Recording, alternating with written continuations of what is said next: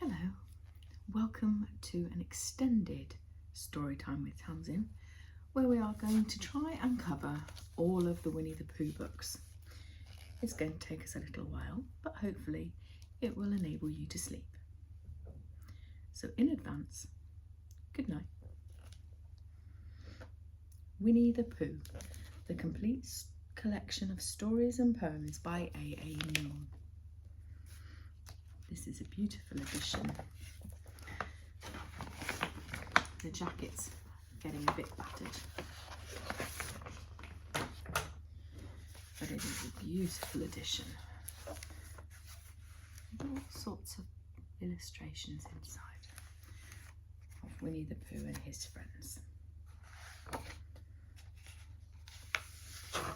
So here we go. Winnie the Pooh by AA Milne.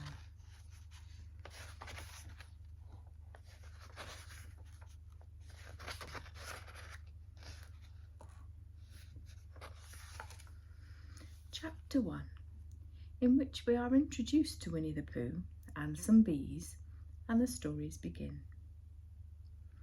Here is Edward Bear coming downstairs now, bump, bump, bump, on the back of his head behind Christopher Robin. It is, as far as he knows, the only way of coming downstairs, and sometimes he feels that there really is another way. If only he could stop bumping for a moment and think of it. And then he feels that perhaps there isn't. Anyhow, here he is at the bottom, ready to be introduced to you. Winnie the Pooh. When I first heard his name, I said, just as you're going to say, but I thought he was a boy. So did I, said Christopher Robin. Well, you can't call him Winnie. I don't. But you said, he's Winnie the Pooh. Don't you know what "the" means? Ah, yes, now I do, I said quickly. And I hope you do too, because that's all the explanation you are going to get. Sometimes Winnie the Pooh likes a game of some sort when he comes downstairs, and sometimes he likes to sit quietly in front of the fire and listen to a story. This evening, what about a story, says Christopher Robin. What about a story, I said. Could you very sweetly tell Winnie the Pooh one? I suppose I could, I said. What sort of stories does he like? About himself, because he's that sort of bear. Oh, I see. So could you very sweetly? I'll try, I said. So I tried. Once upon a time, a very long time ago now, about last Friday, Winnie the Pooh lived in a forest all by himself under the name of Sanders. What does under the name mean? Asked Christopher Robin. It means he had the name over the door in gold letters and lived underneath it. Winnie the Pooh wasn't very sure, said Christopher Robin. Now I am, said a growly voice. Then I will go on, said I. One day when he was out walking, he came to an open place in the middle of the forest, and in the middle of this place was a large oak tree, and from the top of the tree there came a loud buzzing sound. Winnie the Pooh sat down at the foot of the tree, put his head between his paws, and began to think. First of all, he said to himself, that buzzing noise means something. You don't get buzzing noise like that, just buzzing and buzzing without it meaning something. And if there's buzzing noise, somebody's making a buzzing noise. And the only reason for making a buzzing noise that I know of is because you're a bee. And then he thought another long time and he said, and the only reason for being a bee that I know of is making honey. And then he got up and said, and the only reason for making honey is so that I can eat it. And he began to climb the tree. He climbed and he climbed and he climbed. And as he climbed, he sang a climbing song to himself, and it went like this. Isn't it funny how a bear likes honey? Buzz, buzz, buzz, I wonder why he does. He climbed a little further and a little further, and then just a little further, and then, by that time, he had thought of another song. It's a very funny thought that if bears were bees, they build their nests at the bottom of trees. That being so, if the bees were bears, we shouldn't have to climb up all these stairs. He was getting rather tired by now, so that is why he sang a complaining song. He was nearly there now, and he just stood on that branch. Crack! Oh, help, said Pooh, as he dropped 10 feet to the branch below him. If only I hadn't, he said, as he bounced 20 feet onto the next branch. You see, what I meant to do, he explained, as he turned head over heels, crashed onto another branch 30 feet below. What I meant to do, of course, it was rather, he admitted, as he slithered very quickly through the next 6 branches. It all comes, I suppose, he decided, as he said goodbye to the last branch, spun round 3 times and gracefully flew into a gorse bush. It all comes of liking honey so much. Oh, help! He crawled out of the gorse bush, brushed the prickles from his nose and began to think. The first person he thought of was Christopher Robin. Was that me? Said Christopher Robin in an awed voice, hardly daring to believe it. That was you. Christopher Robin said nothing, but his eyes got larger and larger and his face got pinker and pinker. So Winnie the Pooh went round to see his friend Christopher Robin, who lived behind a green door in another part of the forest. Good morning, Christopher Robin, he said. Good morning, Winnie the Pooh, said you.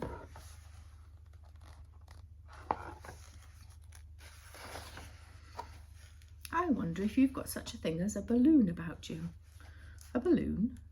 Yes, I said to myself as I was coming along, I wonder if Christopher Robin has such a thing as a balloon about him. I just said it to myself, thinking about balloons and wondering. What do you want a balloon for, you said. Winnie the Pooh looked round to see that nobody was listening, put his paw to his mouth and in a deep whisper said, Honey. But you don't get honey with balloons. I do, said Pooh. Well, it just so happened you'd been to a party the day before at the house of your friend Piglet, and you had balloons at the party. There had been big green ones, and one of Rabbit's friends and relations had had a big blue one, and had left it behind, being a little bit too young to go to a party at all. So you'd brought the green one and the blue one home with you. Which one would you like? You asked Pooh. He put his head between his paws and thought very carefully.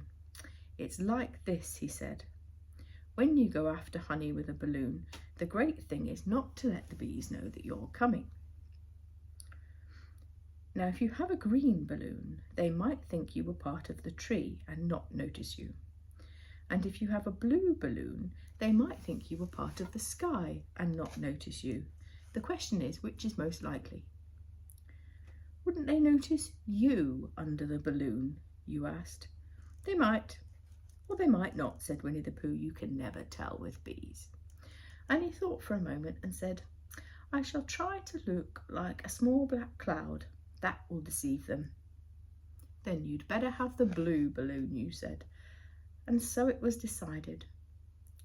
Well, you both went out with the blue balloon, and you took your gun with you just in case, as you always did. And Winnie the Pooh went to a very muddy place he knew of, and rolled until he was black all over. And then, when the balloon was blown up as big, and you and Pooh were both holding on to the string, you let go suddenly, and Pooh Bear floated gracefully up into the sky and stayed there, level with the top of the tree, but about 20 feet from it. Hooray! You shouted. Isn't that fine? Said Winnie the Pooh down to you. What do I look like? You look like a bear holding on to a balloon, you said. Not, said Pooh anxiously, not like a small black cloud in a clear blue sky. Not very much. Oh, well, perhaps it looks different from up here. And as I say, you can never tell with bees. There was no wind to blow him near to the tree, so there he stayed. He could see the honey, he could smell the honey, but he couldn't quite reach the honey. And after a little while he called down to you, "Christopher Robin," he said in a loud whisper. "Hello." "I think the bees suspect something." "What sort of thing?" "I don't know, but something tells me they're suspicious." "Perhaps they think you're after their honey." "It may be that. You can never tell with bees." There was another little silence, and then he called down to you again. "Christopher Robin." "Yes." "Have you got an umbrella at your house?" "I think so." "I wish you would bring it out here and walk up and down with it. Look up at me every now and then and say, 'Tut, tut, it looks like rain.' I think if you did that, it would help the deception which we are practicing on these bees." Well, you laughed to yourself, silly old bear, but you didn't say it aloud because you were so fond of him, and you went home for your umbrella. "Oh, there you are," called down Winnie the Pooh as soon as you got back to the tree. "I was beginning to get anxious. I have discovered that these bees are definitely now suspicious." "Shall I put my umbrella up?" you said. "Yes, but wait a moment, we must be practical. The important bee to deceive is the queen bee. Can you see which is the queen bee from down there?" "No." "Pity. Well now, if you walk up and down with your umbrella saying, 'Tut, tut, it looks like rain,' I shall do what I can by singing a cloud song, such as a cloud might sing. Go." So while you walked up and down and wondered if it would rain, Winnie the Pooh sang this song. "How sweet to be a cloud floating in the blue. Every little cloud always sings aloud. How sweet to be a cloud floating in the blue. It makes him very proud to be a little cloud." The bees were still buzzing as suspiciously as ever. Some of them, indeed, had left their nests, flew all around the cloud as it began the second verse of this song, and one bee sat down on the nose of the cloud for a moment and then got up again. "Christopher, ow, Robin," called the cloud. "Yes, I've been thinking, and I have come to a very important decision. These are the wrong sort of bees." "Are they?" "Quite the wrong sort. So I should think they would make the wrong kind of honey, shouldn't you?" "Would they?" "Yes, I think I shall come down now." "How?" you asked. Winnie the Pooh hadn't thought about this. If he let go of the string, he would fall, bump. He didn't like the idea of that. So he thought for a long time, and then he said, "Christopher Robin, you must shoot the balloon with your gun." "Have you got your gun?" "Of course I have," you said, "but if I do that, it will spoil the balloon." "But if you don't," said Pooh, "I shall have to let go, and that would spoil me." When put like this, you saw how it was, so you aimed very carefully at the balloon and fired. "Ow," said Pooh. "Did I miss?" you asked. "You didn't exactly miss," said Pooh, "but you missed the balloon." "I'm so sorry," you said, and you fired again, and this time you hit the balloon. The air came out slowly, and Winnie the Pooh floated down to the ground. But his arms were so stiff from holding on to the string of the balloon all of that time that they stayed straight up in the air for more than a week. Whenever a fly came and settled on his nose, he had to blow it off. And I think, but I'm not sure, that's why he's called Pooh. "Is that the end of the story?" asked Christopher Robin. "It's the end of that one. There are others. About Pooh and me, and Piglet and Rabbit and all of you, don't you remember?" "I do remember, and then when I try to remember, I forget." That day, Pooh and Piglet tried to catch the heffalump. They didn't catch it, did they? No, Pooh couldn't because he hasn't any brain. Did I catch it? Well, that comes into the story. Christopher Robin nodded. "I do remember," he said. "Only Pooh doesn't very well, so that's why he likes having it told to him again. Because then it's a real story and not just remembering." "That's exactly how I feel," I said. Christopher Robin gave a deep sigh, picked his bear up by the leg, and walked off to the door, trailing Pooh behind him. At the door he turned and said, "Coming to see me have my bath?" "I might," I said. I didn't hurt him when I shot him, did I?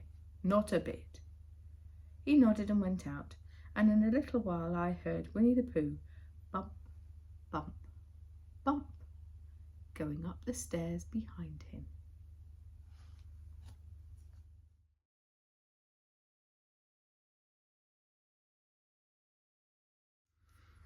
Chapter 2, in which Pooh goes visiting and gets into a tight place. Edward Bear, known to his friends as Winnie the Pooh, or Pooh for short, was walking through the forest one day humming proudly to himself. He made up a little hum that morning while he was doing his stoutness exercises in front of the glass. Tra-la-la, tra-la-la, as he stretched up as high as he could go. And then tra-la-la, tra-la, oh help, la, as he tried to reach his toes. After breakfast he said it over and over to himself until he had learnt it off by heart. And now he was humming it right through properly, and it went like this. Tra-la-la, tra-la-la, tra-la-la, tra-la-la, rum-tum tiddly-um, tiddly-tiddle-iddle-iddle, tiddly-iddle-iddle-iddle, rum-tum tiddly-um-mum. He was humming it to himself and walking gaily along, wondering what everybody else was doing and what it felt like to be somebody else, when suddenly he came to a sandy bank, and in the bank was a large hole. "Aha!" said Pooh. Rum-tum-tiddly-tum-tum. "If I know anything about anything, that hole means rabbit," he said. And rabbit means company, and company means food, and listening to me humming and such like. Rum-tum-tiddly-tum-tum. So he bent down, put his head in the hole and called out, "Is anybody at home?" There was a sudden scuffling noise from inside the hole, and then silence. "What I said was, 'Is anybody at home?'" called out Pooh very loudly. "No," said a voice, and then added, "You needn't shout so loud. I heard you quite well the first time." "Bother," said Pooh. "Isn't there anybody there at all?" "Nobody." Winnie the Pooh took his head out of the hole and thought for a little, and he thought to himself, there must be somebody there, because somebody said nobody. So he put his head back in the hole and said, "Hello, Rabbit, isn't that you?" "No," said Rabbit, in a different sort of voice this time. "But isn't that Rabbit's voice?" "I don't think so. It's not meant to be," said Rabbit. "Oh," said Pooh. He took his head out of the hole and had another think, and he put it back in, and he said, "Well, could you very kindly tell me where Rabbit is?" "He's gone to see his friend Pooh Bear, his great friend." "But this is me," said Bear, much surprised. "What sort of me?" "Pooh Bear." "Are you sure?" said Rabbit, more surprised. Quite sure," said Pooh. "Oh well, come in." So Pooh pushed and pushed and pushed his way into the hole, and at last he got in. "You're quite right," said Rabbit, looking over him. "It is you. Glad to see you." "Who did you think I was?" "Well, I wasn't sure. You know how it is in the forest. One can't have anyone coming into one's house. One has to be careful. What about a mouthful of something?" Pooh always liked a mouthful of something at 11 o'clock in the morning, and he was very glad to see Rabbit getting out the mugs and plates. And when Rabbit said, "Honey or condensed milk with your bread," he was so excited he said, "Both, please," and then, not to seem greedy, said, "Don't worry about the bread." And for a long time after that he said nothing, until at last, humming to himself in a rather sticky sort of voice, he got up, shook Rabbit lovingly by the paw, and said he must be going on. "Must you?" said Rabbit politely. "Well," said Pooh, "I could stay a little longer if you..." And he tried to look very hard in the direction of the larder. "As a matter of fact," said Rabbit, "I was going out myself directly." "Oh, well then, I'll be going on. Goodbye." "Well, goodbye. If you're sure you won't have any more." "Is there any more?" said Pooh quickly. Rabbit took the covers off the dishes and said, "No, there wasn't." "I thought not," said Pooh, nodding to himself. "Well, goodbye. I must be going on." And he started to climb out of the hole. He pulled with his front paws and pushed with his back paws, and in a while his nose was out in the open, and then his ears, then his front paws, and then his shoulders, and then, "Oh, help," said Pooh. "I'd better go back." "Oh, bother," said Pooh. "I shall have to go on." "I can't do either," said Pooh. "Oh, help and bother." Now by this time Rabbit wanted to go out for a walk too, and finding the front door full, he went out by the back door and came round to Pooh and looked at him. "Hello, are you stuck?" he asked. "No," said Pooh carelessly, "just resting and thinking and humming to myself." "Here, give us a paw." Pooh Bear stretched out a paw. Rabbit pulled and pulled and pulled. "Ow!" cried Pooh, "you're hurting." "The fact is," said Rabbit, "you're stuck." "It all comes," said Pooh crossly, "of not having front doors big enough." "It all comes," said Rabbit sternly, "of eating too much." "I thought so at the time," said Rabbit, "only I didn't want to say anything." Said Rabbit that one of us was eating too much, said Rabbit, "and I knew it wasn't me." "Well, I shall go and fetch Christopher Robin."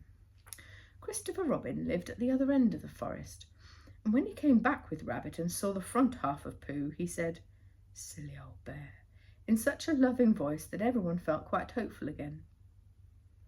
"I was just beginning to think," said Bear, sniffing slightly, "that Rabbit might never have the use of his front door again. I should hate that." "So should I," said Rabbit. "Use his front door again," said Christopher Robin. "Of course he'll use his front door again." "Good," said Rabbit. "If we can't pull you out, Pooh, then we must push you back." Rabbit scratched his whiskers thoughtfully and pointed out that once Pooh was back, he was back. And of course nobody was gladder to see Pooh than him. But still, there it was. Some lived in trees and some lived underground, and... "You mean I might never get out?" said Pooh. "I mean," said Rabbit, "that having got so far, it seems a pity to waste it." And Christopher Robin nodded. "There's one thing to be done," he said. "We shall have to wait until you get thin again." "How long does getting thin take?" said Pooh anxiously. "About a week, I should think." "I can't stay here for a week." "You can stay all right, silly old bear. It's getting you out that's difficult." "We'll read to you," said Rabbit cheerfully. "And I hope it won't snow," he added. "And I say, old fellow, you're taking up quite a good deal of room in my house. Do you mind if I use your back legs as a towel horse? I mean, they're just there doing nothing. It would be very convenient to hang my towels on them." "A week," said Pooh gloomily. "What about meals?" "I'm afraid no meals," said Christopher Robin, "because of getting thin quicker. But we will read to you." Bear began to sigh, and then he found he couldn't because he was so tightly stuck, and a tear rolled down his eye, and he said, "Then would you read a sustaining book that would help and comfort a wedged bear in great tightness?" So for a week Christopher Robin read that sort of book at the north end of Pooh, and Rabbit hung his washing on the south end, and in between Bear felt himself getting slenderer and slenderer, and at the end of the week Christopher Robin said, "Now," and he took hold of Pooh's front paws, and Rabbit took hold of Christopher Robin, and all of Rabbit's friends and relations took hold of Rabbit, and they all pulled together. And for a long time Pooh only said, "Ow!" and "Oh!" and then all of a sudden he said, just like a cork was coming out of a bottle. And Christopher Robin and Rabbit and all of Rabbit's friends and relations went head over heels backwards. And on top of them came Winnie the Pooh, free. So with a nod of thanks to his friends, he went on with his walk in the forest, humming proudly to himself. But Christopher Robin looked after him lovingly and said, "Silly old bear."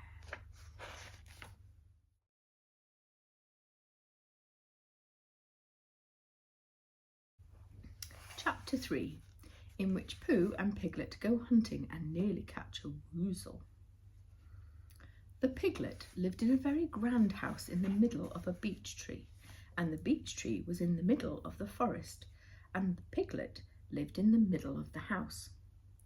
Next to his house was a broken piece of board which had Trespassers W on it. When Christopher Robin asked the piglet what it means, he said it was his grandfather's name, and it had been in the family for a long time. Christopher Robin said you couldn't be called Trespassers W, and Piglet said yes you could, because his grandfather was. It was short for Trespassers Will, which was short for Trespassers William.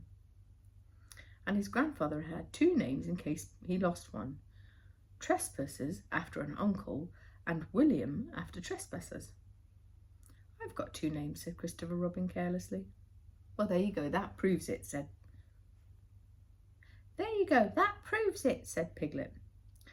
One fine winter's day, when Piglet was brushing the snow from his house, in front of his house, he happened to look up, and there was Winnie the Pooh. Pooh was walking round and round in a circle, thinking of something. And when Piglet called to him, he just went on walking. Hello, said Piglet. What are you doing? Hunting, said Pooh. Hunting what? Tracking something, said Pooh very mysteriously. Tracking what? Said Piglet, coming closer. That's what I was asking myself. I ask myself, what? And what do you think you will answer? I shall have to wait until I catch up with it, said Winnie the Pooh. Now look there, and he pointed to the ground in front of him. What do you see? Tracks, said Piglet. Paw marks, and he gave a sort of squeak of excitement. Oh, Pooh, do you think it's a woozle? It may be, said Pooh. Sometimes it is, and sometimes it isn't. You can never tell with paw marks. With these few words he went on tracking, and Piglet, after watching him for a minute or two, ran after him. Winnie the Pooh had come to a sudden stop and was bending over the tracks in a puzzled sort of way. What's the matter, Piglet? No, what's the matter? Asked Piglet. It's a very funny thing, said Bear, but there seems to be two animals now. This, whatever it was, has been joined by another, whatever it is, and the two of them are now proceeding in company. Would you mind coming with me, Piglet, in case they turn out to be hostile animals? Piglet scratched his ear in a nice sort of way and then said he had nothing to do until Friday. He would be delighted to come in case it really was a woozle. You mean in case it really is two woozles, said Winnie the Pooh, and Piglet said anyhow he had nothing to do till Friday, so they went off together. There was a small spinney of larch trees just here, and it seemed as if the two woozles, if that is what they were going round this spinney. So round the spinney went Pooh and Piglet after them. Piglet passed the time by telling Pooh about his grandfather Crispus's W, what he'd done to remove stiffness after tracking, and how his grandfather Trespassers W had suffered in his later years from shortness of breath and other matters of interest. And Pooh was wondering what a grandfather was like, and if this was two grandfathers they were after now, and if so, would he be allowed to keep one?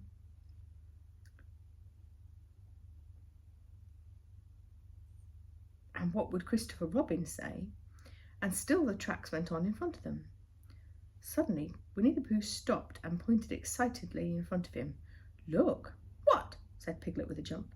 And then, to show he hadn't been frightened, jumped up and down a couple of times more in an exercising sort of way. The tracks, said Pooh. A third animal has joined them now. Pooh! Cried Piglet. Do you think it's another woozle?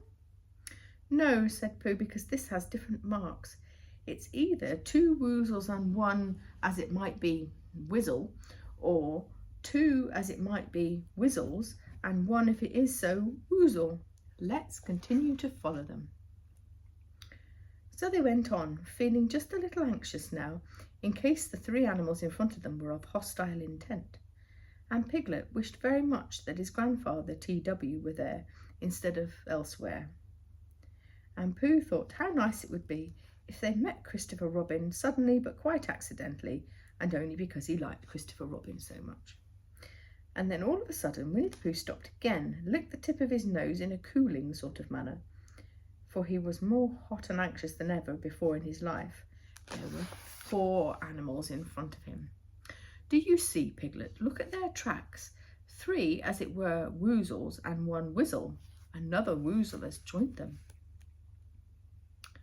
And so it seemed to be. There were the tracks, crossing over each other, getting muddled with each other here, and quite plainly there, and the tracks of 4 sets of paws. I think, said Piglet, when he had licked the tip of his nose too, and found it brought very little comfort. I think that I have just remembered something. I have just remembered something that I forgot to do yesterday and shan't be able to do tomorrow, so I suppose I really ought to go back and do it now. We'll do it this afternoon and I'll come with you, said Pooh. It isn't the sort of thing you can do in the afternoons, said Piglet quickly. It's a particular morning thing that has to be done in the morning, and if possible between the hours of— What time do you think it is? About 12, said Pooh, looking at the sun. Between, as I was saying, the hours of 12 and 12:05. So really, dear old Pooh, if you'll excuse me— Oh, what's that? Pooh looked up at the sky and then heard the whistle again. He looked up into the branches of a big oak tree and saw his friend. It's Christopher Robin, he said. Ah, then you'll be all right, said Piglet. You'll be quite safe with him. Goodbye. And he trotted home as fast as he could, very glad to get out of all danger again. Christopher Robin came slowly down from his tree. Silly old bear, he said, what are you doing? First you went round the spinney twice by yourself, and then Piglet ran after you, and you went round together again, and you were just getting round for the 4th time. Wait a moment, said Winnie the Pooh, holding up a paw. He sat down and thought. In the most thoughtful way he could think, he fitted his paw into one of the tracks, and then scratched his nose twice and stood up. Yes, said Pooh. I see now, said Winnie the Pooh. I have been foolish and deluded, said he, for I am a bear of very little brain, in fact no brain at all. You are the best bear in all the world, said Christopher Robin soothingly. Am I? Said Winnie the Pooh hopefully, and then he brightened. Anyhow, it's nearly luncheon time, so he went home for it.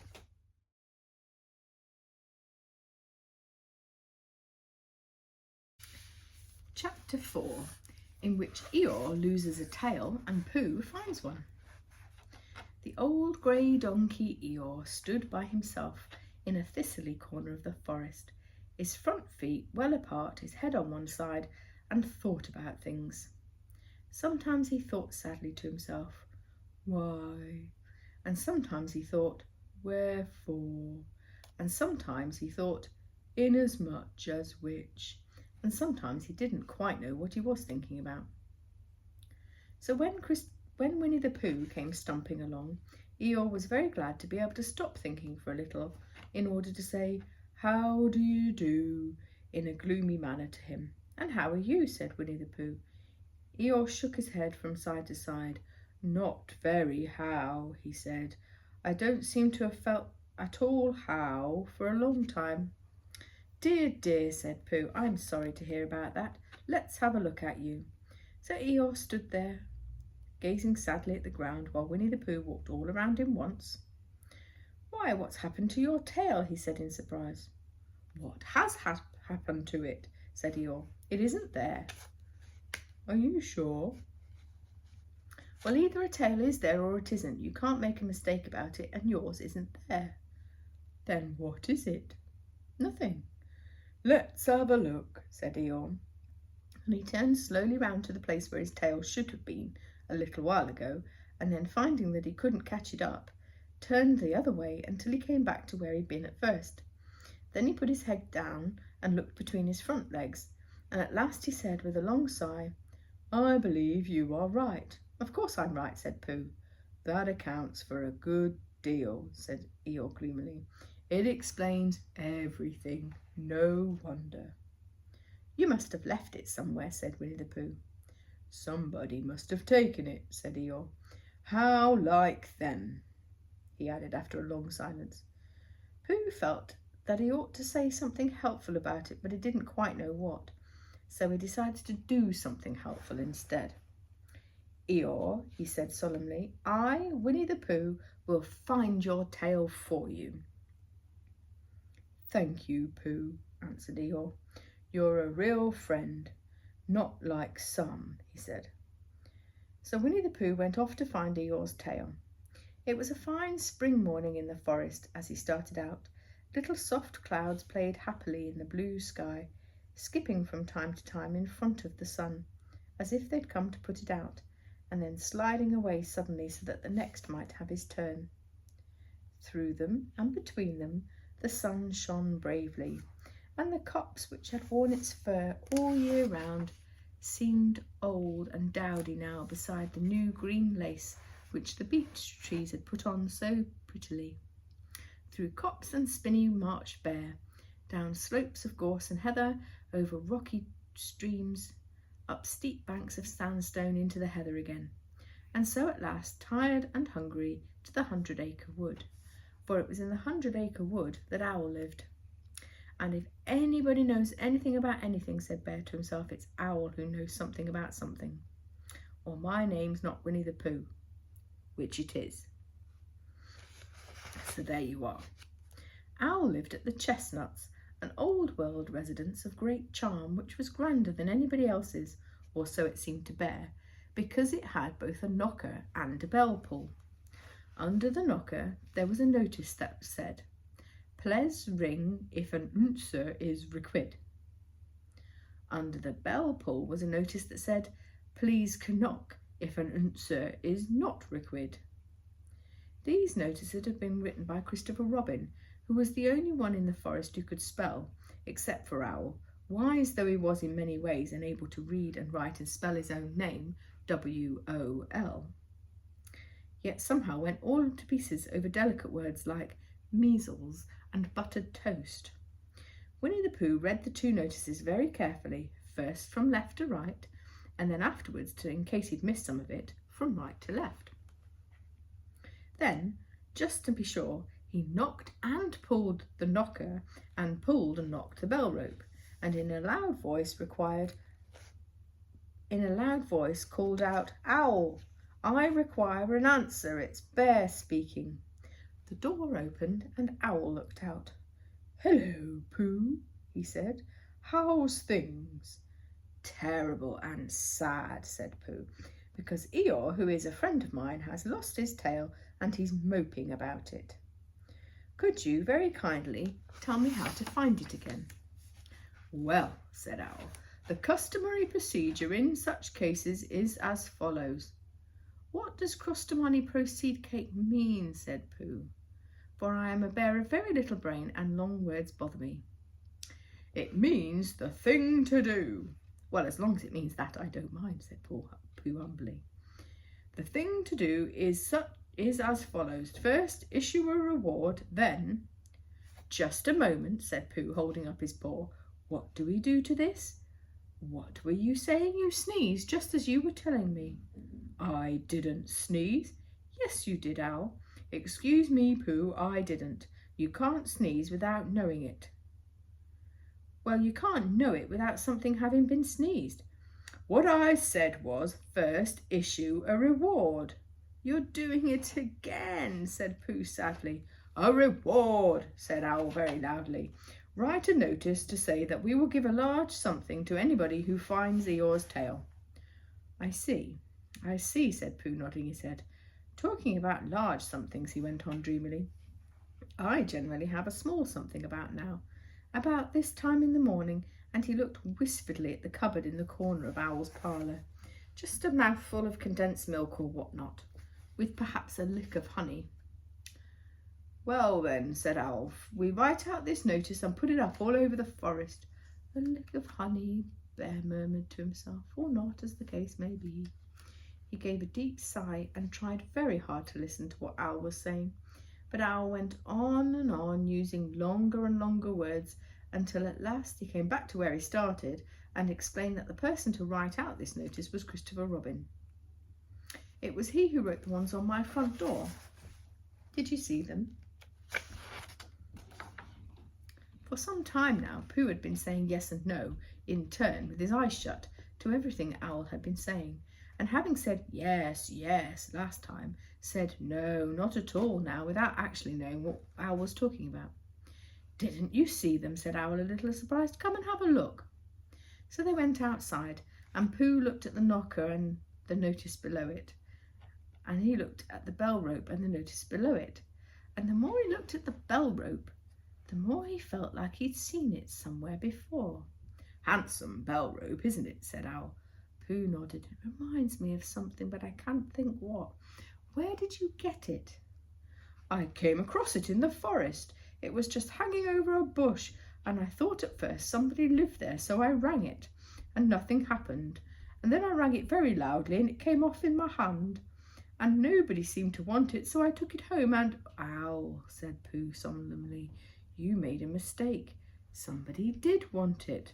"Who?" "Eeyore, my dear friend Eeyore. He was very fond of it." "Fond of it?" "Attached to it," said Pooh sadly. So with these words he unhooked it and carried it back to Eeyore. When Christopher Robin had nailed it on in the right place again, Eeyore frisked about the forest, waving his tail so happily that Winnie the Pooh came over all funny and had to hurry home for a little snack of something to sustain him. Wiping his mouth, half an hour later, he sang proudly to himself, "Who found the tail? I said Pooh. At 1:45, only it was 11:15 really, I found the tail."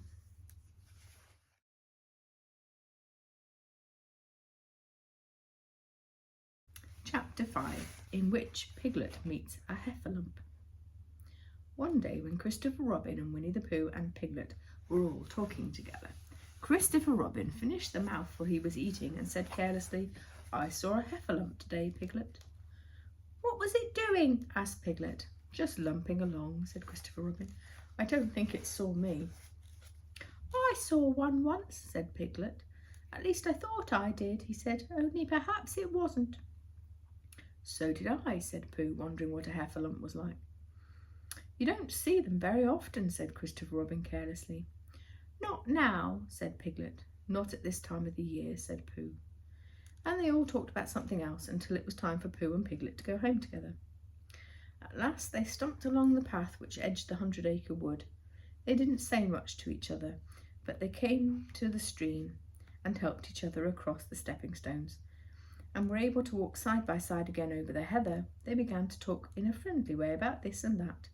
And Piglet said, "If you see what I mean, Pooh." And Pooh said, That's just what I think myself, Piglet." And Piglet said, "But on the other hand, Pooh, we must remember." And Pooh said, "Quite true, Piglet, although I had forgotten it for the moment." And then they came to the 6 pine trees. Pooh looked round to see that nobody was listening, and in a very solemn voice he said, "Piglet, I have decided something." "What have you decided, Pooh?" "I've decided to catch a heffalump." Pooh nodded his head several times as he said this, and waited for Piglet to say, "How?" or "Pooh, you couldn't," or something else helpful of the sort. But Piglet said nothing. The fact was, Piglet had wished he had thought of it first. "I shall do it," said Pooh, after waiting a little longer, "by means of a trap. It must be a cunning trap, so you will have to help me, Piglet." "Pooh," said Piglet, feeling quite happy again, "I will." And then he said, "How shall we do it?" And Pooh said, "That's just it, how?" And then they sat down to think it out. Pooh's first idea is that they should dig a very deep pit, and the heffalump would come along and fall into the pit. And "Why?" said Piglet. "Why what?" said Pooh. "Why would he fall in?" Pooh rubbed his nose with his paw and said that Heffalump might be walking along humming a little song and looking up at the sky, wondering if it would rain, and so he wouldn't see the very deep pit until he was halfway down, and then it would be too late. Piglet said that this was a very good trap, but supposing it were raining already? Pooh rubbed his nose again, and he said he hadn't thought of that. Then he brightened and said if it were raining already, the Heffalump would be looking up at the sky, wondering if it would clear up, so he wouldn't see the very deep pit until he was halfway down, and then it would be too late. Piglet said now that that point had been explained, he thought it was a very cunning trap. Pooh was very proud when he heard this, and he felt that the Huffalump was as good as caught already. But there was just one thing that had to be thought about, and it was this: where should they dig the very deep pit? Piglet said that the best place would be somewhere where a Heffalump was, just before he fell into it, only about a foot further on. But then he would see us digging it, said Pooh. Not if he was looking at the sky, said Piglet. He would suspect, said Pooh, if he happened to look down. He thought about it for a long time, and then he said sadly, It isn't as easy as I thought. I suppose that's why Heffalumps hardly ever get caught. That must be it, said Piglet. They sighed and got up, and when they'd taken some gorse prickles out of themselves, they sat down again. And all the time Pooh was saying to himself, if only I could think of something, for he felt very sure that a clever brain could catch a Heffalump, if only he knew the right way to go about it. Suppose, he said to Piglet, you wanted to catch me, how would you do it? Well, said Piglet, I should do it like this. I should make a trap, and I would put a jar of honey in the trap, and you would smell it, and you would go in after it, and I would go in after it, said Pooh excitedly, only very carefully so as not to hurt myself. And I would get the jar of honey, and I would look round the edges pretending that there wasn't any more, and then I should walk away, and then I should think about it a little, and then I would come back and start licking in the middle of the jar, and then, well, never mind about that. There you would be, and there I should catch you. Now, the first thing to think of is, what do Heffalumps like? I should think acorns, shouldn't you? We'll get a lot of, I say, wake up, Pooh. Pooh, who had gone into a happy daydream, woke up with a start and said that honey was a much more trappy thing than acorns. And Piglet didn't think so, and they were just going to argue about it when Piglet remembered that if they put acorns in the trap, he would have to find the acorns, but if they put honey, then Pooh would have to give up one of his own jars. So he said, all right, honey then, just as Pooh remembered it too and was going to say, all right, acorns. Honey, said Piglet to himself in a thoughtful way, as if it was now settled. I'll dig the pit while you go and get the honey. Very well, said Pooh, and he stumped off. As soon as he got home, he went to the larder and stood on a chair, took down a very large jar of honey from the top shelf. It had H-U-N-N-Y written on it, but just to make sure, he took off the paper cover and looked at it. It looked like honey. You can never tell, said Pooh.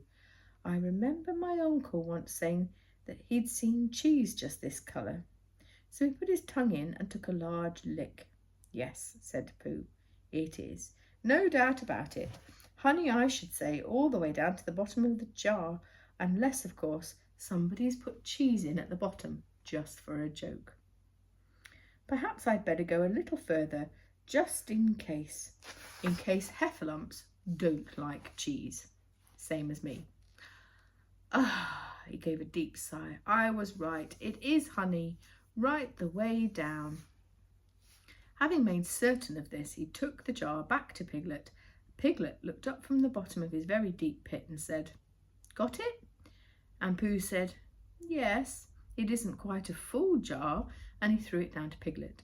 And Piglet said, No, it isn't. Is that all you've got left? And Pooh said, Yes, because it was.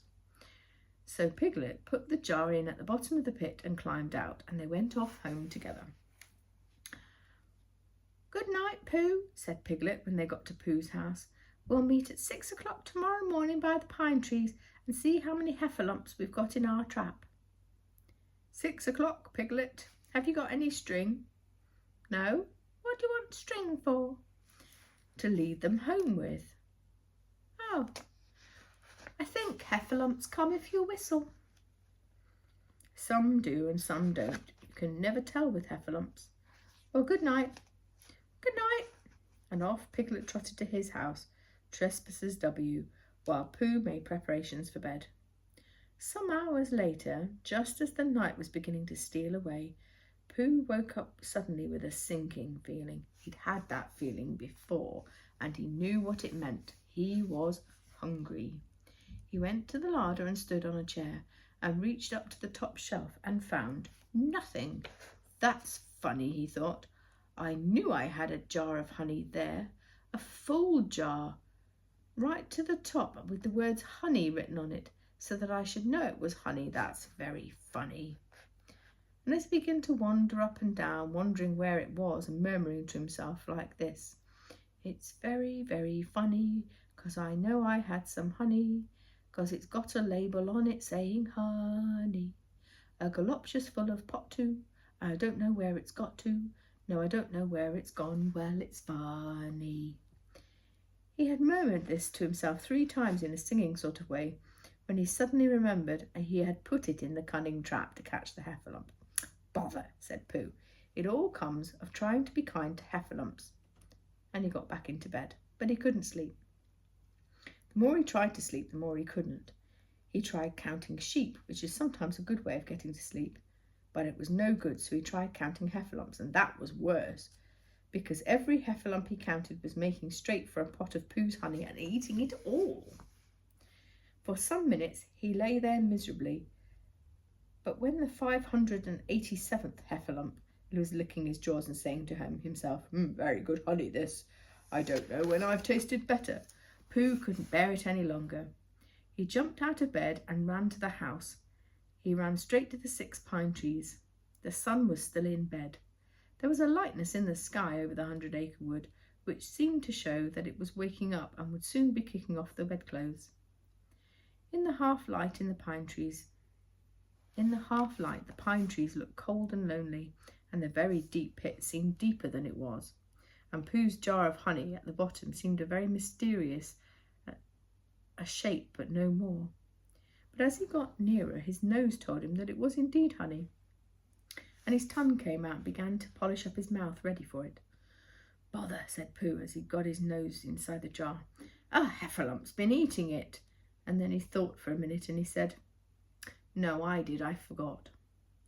Indeed, he had eaten most of it, but there was a very little left at the very bottom of the jar, and he pushed his head in and began to lick. By and by, Piglet woke up, and as soon as he woke up, he said to himself bravely, "Oh," and then still more bravely, "Yes," and then more bravely, "Quite so." But he didn't feel very brave, for the words were jiggling around in his brain was heffalump. What was a heffalump like? Was it fierce? Did it come when you whistled? And how did it come? Was it fond of pigs at all? If it was fond of pigs, did it make any difference what sort of pig? Supposing it was fierce with pigs? And would it make any difference if the pig had a grandfather called Trespassers William? He didn't know the answer to any of these questions, and he was going to see his first heffalump in about half an hour from now. Of course, Pooh would be with him, and it was much more friendly with 2. But suppose heffalumps were fierce with pigs and bears? Wouldn't it be better to pretend he had a headache and couldn't go up to the 6 pine trees this morning? But suppose it was a very fine day and there was no heffalump in the trap. Here he would be, in bed all morning, simply wasting his time for nothing. What should he do? And then he had a very clever idea. He would go very quietly to the 6 pine trees now and peep in cautiously into the trap and see if there was a heffalump in there. And if there was, he would go back to bed. And if there wasn't, then he wouldn't. So off he went. At first he thought that there wouldn't be a heffalump in the trap, and then he thought that there would. And as he got nearer, he was sure there would, because he could hear it heffalumping about like anything. "Oh dear, oh dear, oh dear," said Piglet to himself, and he wanted to run away. But somehow, having got so near, he felt he must go and see what a heffalump was like. So he crept to the side of the trap and looked in. All the time, Winnie the Pooh had been trying to get the honey jar off his head. The more he shook it, the more tightly it was stuck. "Bother," he said, inside the jar, and "Oh, help," and mostly "Ow." He tried bumping it against things, but he couldn't see what he was bumping it against, and it didn't help. He tried to climb out of the trap, but as he couldn't see anything except the jar, and not much of that, he couldn't find his way. So he lifted up his head, jar and all, and made a roaring sound of sadness and despair. and it was at that moment that Piglet looked down. "Help! Help!" cried Piglet. "A heffalump! A horrible heffalump!" And he scampered off as hard as he could, still crying, "Help! Help! A horrible horrorlump! Half, half a horrible horrorlump! Hol, hol, a horrible heffalump!" And he didn't stop crying and scampering until he got to Christopher Robin's house. "Whatever's the matter?" said Christopher Robin, who was just getting up. "Hef!" said Piglet, breathing so hard he could barely speak. "Hef, heffalump." "Where?"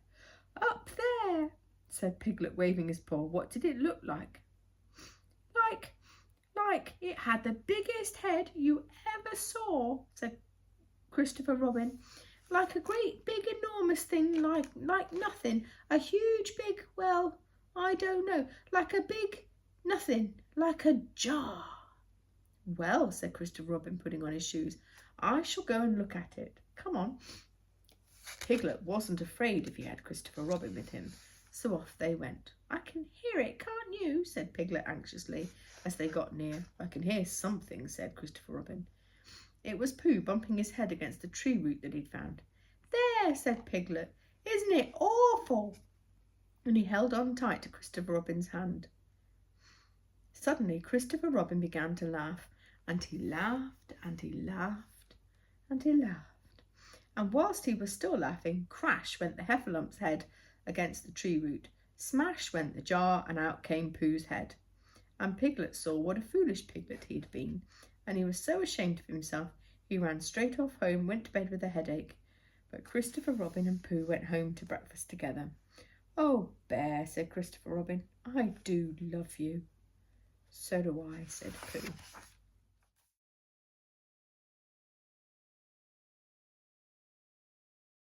Chapter 6, in which Eeyore has a birthday and gets 2 presents.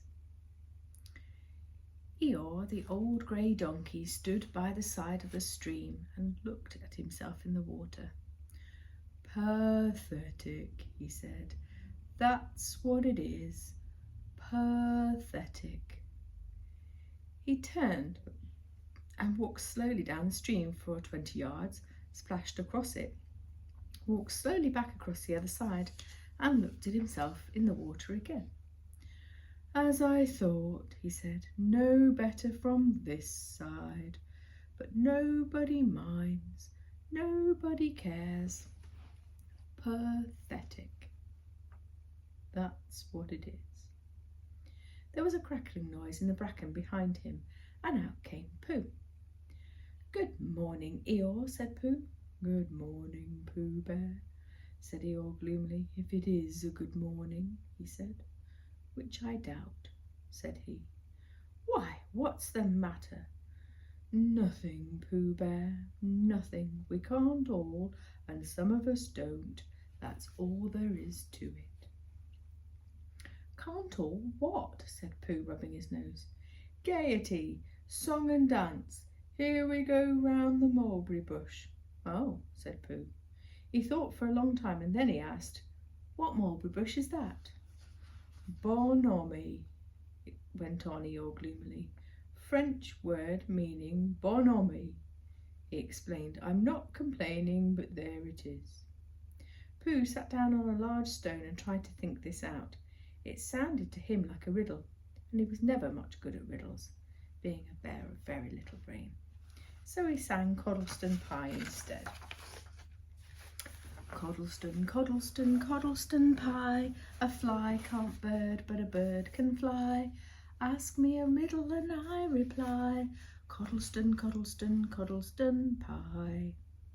That was the first verse, and when he'd finished it, Eeyore didn't actually say that he didn't like it, so Pooh very kindly sang the second verse. "Coddleston, Coddleston, Coddleston Pie, a fly, a fish..." Oh, start again. "Coddleston, Coddleston, Coddleston Pie, a fish can't whistle, but neither can I. Ask me a riddle and I reply, Coddleston, Coddleston, Coddleston Pie."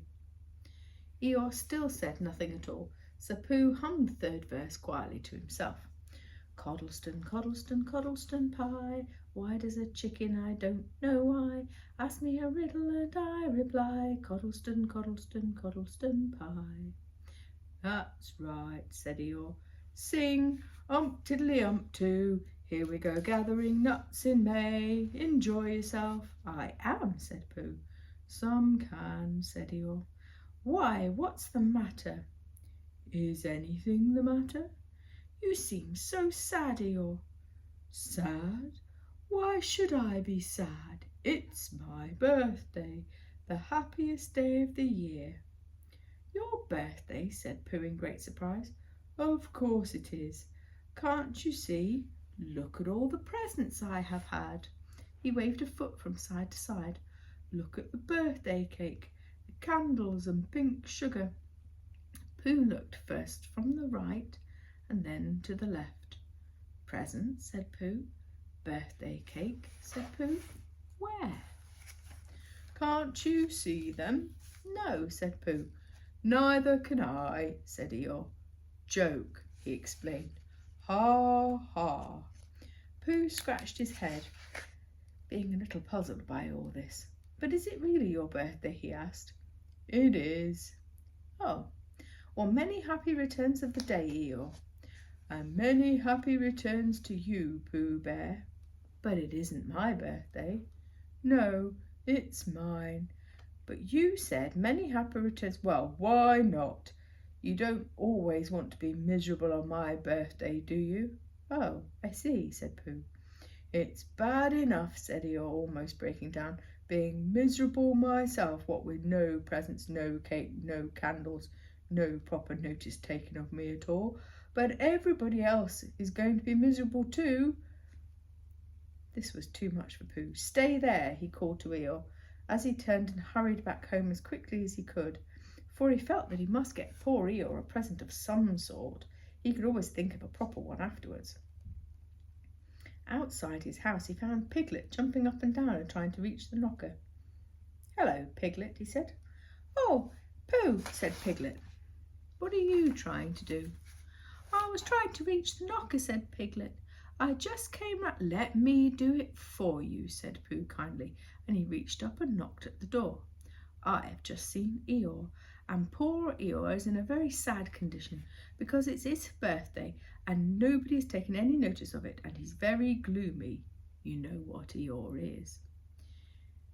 And there he was, and what a long time whoever lives at this door is getting to answer the door. And he knocked again. But Pooh, said Piglet, it's your house. Oh, said Pooh, so it is. Well, let's go in. So in they went. The first thing Pooh did was check his cupboard to see if he had quite a small jar of honey left, and he had, so he took it down. I'm giving this to Eeyore, he explained, as a present. What are you going to give? Couldn't I give it too, said Piglet, from both of us? No, said Pooh, that would not be a good plan. All right then, I'll give him a balloon. I've got one left from my party. I'll go and get it now, shall I? That, Piglet, is a very good idea. It's just what Eeyore wants to cheer him up. Nobody can be uncheered with a balloon. So off Piglet trotted, and in the other direction went Pooh with his jar of honey. It was a warm day and he had a long way to go, and he hadn't got more than halfway when a funny sort of feeling began to creep all over him. It began at the tip of his nose and trickled all through him and out the soles of his feet, as if someone were saying, Now then, Pooh, it's time for a little something. Dear, dear, said Pooh, I didn't know it was as late as that. And he sat down, took the top off his jar of honey. Lucky I brought this with me, he thought. Many a bear going out on a warm day like this would never have thought of bringing a little something with him, and he began to eat.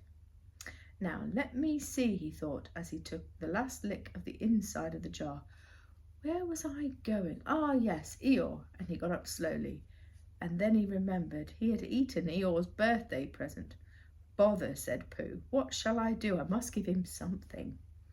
For a little while he couldn't think of anything, and then he thought, it's a very nice pot. Even if there's no honey in it, if I washed it clean and got somebody to write a happy birthday on it, Eeyore could keep things in it, which might be useful.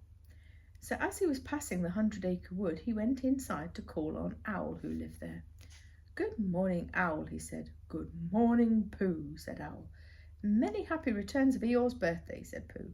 "Oh, is that what it is? What are you going to give him, Owl?" "What are you giving him, Pooh?" "I'm giving him a useful pot to keep things in, and I wanted to ask you—" "Is this it?" said Owl, taking it out of Pooh's paw. "Yes, and I wanted to ask you—" "Somebody's been keeping honey in it," said Owl. "You can keep anything in it," said Pooh earnestly. "It's a very useful thing like that. And I wanted to ask you—" "You ought to write a happy birthday on it." "That's what I wanted to ask you," said Pooh, "because my spelling is wobbly and is good spelling, but it wobbles and the letters get in all the wrong places. Would you write a happy birthday on it for me?" "It's a nice pot," said Owl, looking all round. "Couldn't I give it too, from both of us?" "No," said Pooh. "That would not be a good plan. Now I'll just wash it first and then you can write on it." Well, he washed it out and dried it, while Owl licked the end of his pencil and wondered how to spell birthday. "Can you read, Pooh?" he asked a little anxiously. "There's a notice about knocking and ringing outside my door which Christopher Robin wrote. Can you read it?" "Christopher Robin told me what it said, and then I could." "Well, I'll tell you what this says, and then you'll be able to." So Owl wrote, and this is what he wrote: "Hippy, Pappy, Biffth, Thithth, the 50." Pooh looked on admiringly. "I'm just saying a happy birthday," Owl said carelessly. "It's a nice long one," said Pooh, very much impressed by it. "Well, actually, of course, I'm saying a very happy birthday with love from Pooh. Naturally, it takes a good deal of pencil to say a long thing like that." "Oh, I see," said Pooh. While all this was happening, Piglet had gone back to his own house to get Eeyore's balloon. He held it tightly against himself so that it shouldn't blow away, and he ran as fast as he could go to get to Eeyore before Pooh did, for he thought that he would like to be the first one to give a present, as if he'd thought of it without being told by anybody. And running along and thinking how pleased Eeyore would be, he didn't look where he was going, and suddenly his foot went in a rabbit hole and he fell flat on his face. Bang! Piglet lay there wondering what had happened. At first he thought the whole world had blown up, and then he thought perhaps only the forest part of it had, and then he thought that perhaps only he had, and that he was now on the moon or somewhere and would never see Christopher Robin or Pooh or Eeyore again.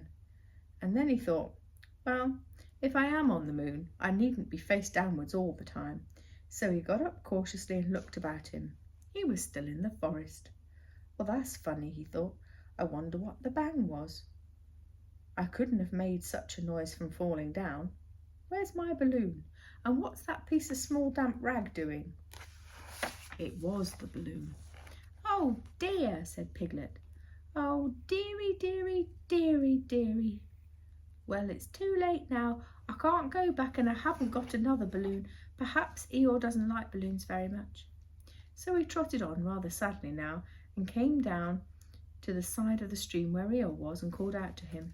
Good morning, Eeyore, shouted Piglet. Good morning, little Piglet, said Eeyore, if it is a good morning, which I doubt, not that it matters. Many happy returns of the day, said Piglet, having now got closer. Eeyore stopped looking at himself in the direction. Eeyore stopped looking at himself in the stream and turned to stare at Piglet. Just say that again, he said. Wait a moment. Balancing on 3 legs, he began to bring his 4th leg up very cautiously to his ear. I did this yesterday, he said, as he fell down for the 3rd time. It's quite easy. It's so I can hear better. There, that's done it. What were you saying? And he pushed his ear forward with his hoof. Many happy returns of the day, said Piglet. Meaning me? Of course, Eeyore. My birthday? Yes. Me having a real birthday? Yes, Eeyore, and I've brought you a present. Eeyore looked down at his right foot. took down his right foot from his right ear, turned round and with great difficulty put up his left hoof. "I must have that in the other ear," he said. "Now again." "A present," said Piglet very loudly. "Meaning me again?" "Yes." "My birthday still?" "Of course, Eeyore." "Me going on having a real birthday?" "Yes, Eeyore, I brought you a balloon." "Balloon?" said Eeyore. "Did you say balloon? One of those big coloured things you blow up, gaiety and song and dance, and here we are and there we are." "Yes, but I'm afraid I'm very sorry, Eeyore. When I was running to bring it along to you, I fell down." "Dear, dear, how unlucky. You ran too fast, I expect. You didn't hurt yourself, little piglet?" "No, but oh, Eeyore, I burst the balloon." There was a very long silence. "My balloon?" said Eeyore at last. Piglet nodded. "My birthday balloon?" "Yes, Eeyore," said Piglet, sniffing a little. "Here it is, and with many happy returns of the day." He gave Eeyore the small piece of damp rag. "Is this it?" said Eeyore, a little surprised. Piglet nodded. "My present?" Piglet nodded. "The balloon?" "Yes, yes." "Thank you, Piglet," said Eeyore. "If you don't mind my asking," he went on, "what colour was the balloon when it was a balloon?" "Red." "I just wondered." "Red," he murmured to himself, "my favourite colour. How big was it?" "About as big as me." "I just wondered. About as big as Piglet," he said to himself sadly, "my favourite size. Well, well." Piglet felt very miserable. He didn't know what to say. He was still opening his mouth to begin something and then deciding that it wasn't any good saying that, when he heard a shout from the other side of the river, and there was Pooh. "Many happy returns of the day," called out Pooh, forgetting that he'd said it already. "Thank you, Pooh, I'm having them," said Eeyore gloomily. "I've brought you a little present," said Pooh. "I've brought you a little present," said Pooh excitedly. "I've had it," said Eeyore. Pooh splashed across the stream to Eeyore, and Piglet was sitting a long way off, his head in his paws, snuffling to himself. "It's a useful pot," said Pooh. "Here it is.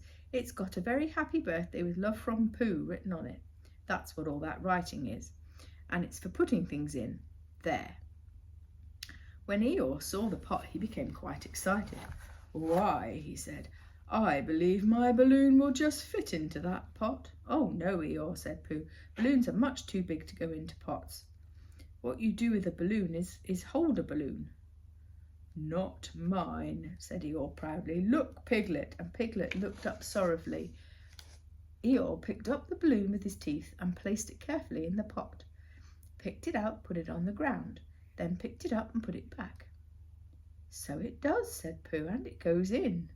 "So it does," said Piglet, "and it comes out." "Doesn't it?" said Eeyore. "It goes in and out like anything." "I'm very glad," said Pooh happily, "that I thought of giving you a useful pot to put things in." "I'm very glad," said Piglet happily, "that I thought of giving you something to put in a useful pot." But Eeyore wasn't listening. He was taking the balloon out and putting it back again, as happy as anything. "And I didn't give him anything. Didn't I give him anything?" asked Christopher Robin sadly. "Of course you did," I said. "You gave him, don't you remember, a little—" "I gave him a little box of paint to paint things with," I said.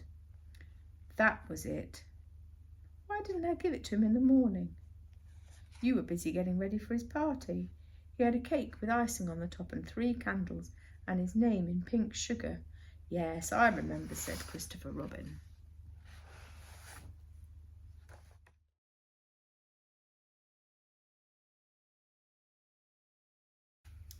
Chapter 7, in which Kanga and Baby Roo come to the forest and Piglet has a bath.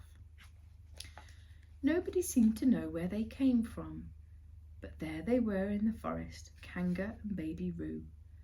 When Pooh asked Christopher Robin how did they come here, Christopher Robin said, in the usual way, "If you know what I mean, Pooh." And Pooh, who didn't, said, "Oh." He nodded his head twice and said, in the usual way, "Ah." And then he called upon his friend Piglet to see what he thought about it. At Piglet's house he also found Rabbit, and they talked about it together. "What I don't like about it is this," said Rabbit. "Here we are, you and me, and you and Piglet and me, and suddenly, and Eeyore," said Pooh, "and Eeyore, and then suddenly, and Owl," said Pooh, "and Owl, and then all of a sudden, oh, and Eeyore," said Pooh. "I was forgetting him." "Here we are," said Rabbit, very slowly and carefully, "all of us. And then suddenly we wake up one morning, we find strange animals amongst us. An animal of whom we have never heard of before, an animal who carries her family around with her in her pocket. Suppose I carried my family around in my pocket. How many pockets would I need?" 16, said Piglet. 17, isn't it? Said Rabbit. "And one more for a handkerchief, that's 18. 18 pockets in one suit. I haven't time."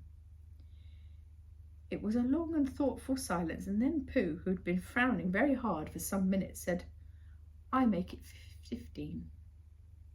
"What?" said Rabbit. 15. 15 what? "Your family. What about them?" Pooh rubbed his nose and said he'd thought Rabbit had been talking about his family. "Did I?" said Rabbit carelessly. "Yes, never mind, Pooh," said Piglet impatiently. "The question is, what are we going to do about Kanga?" "Oh, I see," said Pooh. "The best way," said Rabbit, "would be this. The best way would be to steal Baby Roo and hide him, and then when Kanga says, 'Where's Baby Roo?' we say, 'Aha.'" "Aha," said Pooh, practicing. "Aha, aha, of course. We could say, 'Aha,' even if we haven't stolen Baby Roo." "Pooh," said Rabbit kindly, "you haven't any brain." "I know," said Pooh humbly. "We say 'Aha' so that Kanga knows that we know where Baby Roo is. Aha means we'll tell you where Baby Roo is if you promise to go away from the forest and never come back. Now, don't talk while I think." Pooh went into a corner and tried saying "aha" in that sort of voice, but it seemed to him to mean something different to what Rabbit said, and sometimes it didn't. "I suppose it's just practice," he thought, "but if Kanga will have to practice to understand it." "Well, there's just one thing," said Piglet, fidgeting a bit. "I was talking to Christopher Robin, and he said that Kanga was generally regarded as one of the fiercer animals. And I'm not frightened of fierce animals in the ordinary way, but it was still well known that one of the fiercer animals is deprived of its young, it becomes as fierce as two fierce animals, in which case, aha, perhaps is a foolish thing to say." "Piglet," said Rabbit, taking out his pencil and licking the end of it, "you haven't any pluck." "It's hard to be brave," said Piglet, sniffing slightly, "when you're a very small animal." Rabbit, who'd begun to write very busily, looked up and said, "It's because you are a very small animal that you will be useful in the adventure that's before us." So Piglet was excited at the idea of being useful. He forgot to be frightened anymore. And when Rabbit went on to say that Kangas were only fierce during the winter months, being at all other times of an affectionate disposition, he could hardly sit still. He was so eager to begin being useful at once. "What about me?" said Pooh sadly. "I suppose I shan't be useful." "Never mind, Pooh," said Piglet comfortingly. "Another time, perhaps." "Without Pooh," said Rabbit solemnly as he sharpened his pencil, "the adventure would be impossible." "Oh," said Piglet, and tried not to look disappointed. But Pooh went into the corner of the room and proudly said, "Impossible without me, that sort of bear." "Now listen, all of you," said Rabbit as he finished writing, and Pooh and Piglet sat down very eagerly with their mouths open. This is what Rabbit read out. "Plans to capture Baby Roo. 1. General remarks. Kanga runs faster than any of us, even me. 2. More general remarks. Kanga never takes her eyes off Baby Roo except when he is safely buttoned up in her pocket. 3. Therefore, If we are to capture Baby Roo, we must get a long start, because Kanga can run faster than any of us, even me. See 1. 4. A thought. If Roo jumped out of Kanga's pocket and Piglet jumped in, Kanga wouldn't know the difference because Piglet is a very small animal. 5. Like Roo. 6. But Kanga would have to be looking the other way first so as not to see Piglet jumping in. 7. See 2. 8. Another thought. But if Pooh was talking to her very excited, she might look the other way for a moment. 9. And then I could run away with Roo. 10. Quickly. 11. And Kanga would never notice the difference until afterwards. Well, Rabbit read this out proudly, and for a little while after he'd read it, nobody said anything. And then Piglet, who'd been opening and shutting his mouth without making any noises, managed to say very huskily, "And afterwards." How do you mean? When Kanga does discover the difference, then we all say, "Aha." All 3 of us? Yes. Oh. Why, what's the trouble, Piglet? Nothing, said Piglet. As long as we all 3 say it. As long as we all 3 say it, said Piglet. I don't mind, he said, but I shouldn't care to say aha by myself. It shouldn't sound nearly so well. By the way, he said, are you quite sure what you said about the winter months? Winter months? Yes, about only being fierce in the winter months. Yes, that's all right. Well, Pooh, what if you see what you have to do? No, said Pooh, not yet. What do I do? Well, you have to talk very hard to Kanga so she doesn't notice anything. Oh, what about? Anything you like. You mean like telling her a bit of poetry or something? Yes, that's it, said Rabbit. Splendid. Now come along. So they all went out to look for Kanga.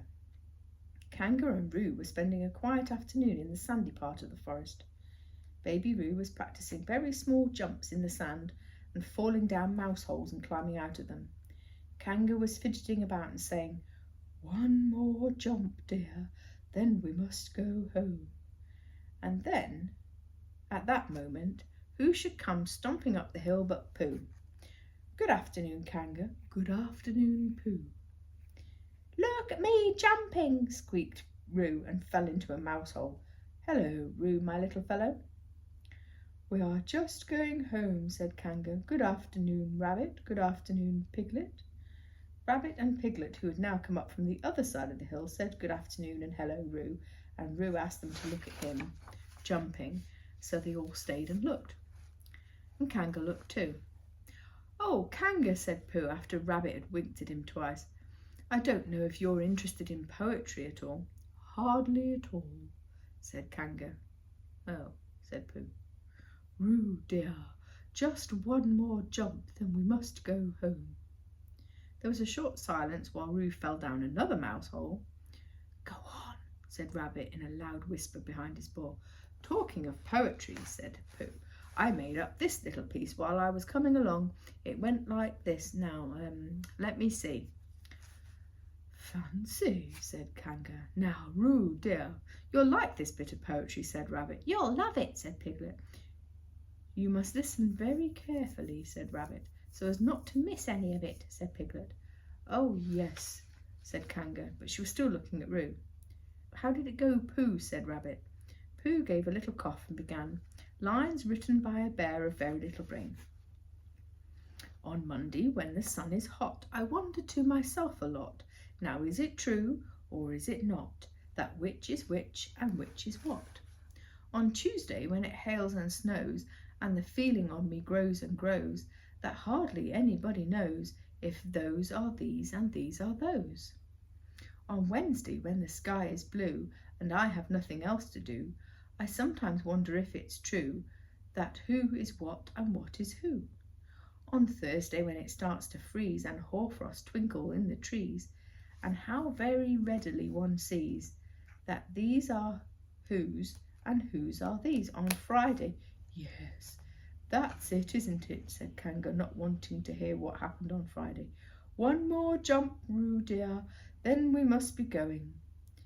Rabbit gave Pooh a hurrying up sort of nudge. Talking of poetry, said Pooh quickly, have you ever noticed that tree over there? Where? Said Kanga. Now, Roo. Right over there, said Pooh, pointing behind Kanga's back. No, said Kanga. Now jump in, Roo dear, and we'll be going home. You ought to look at that tree over there, said Rabbit. Shall I lift you in, Roo? And he picked up Roo in his paws. I can see a bird in it from here, said Pooh. Or is it a fish? You ought to see a bird from here, unless it's a fish, said Rabbit. It isn't a fish, it's a bird, said Piglet.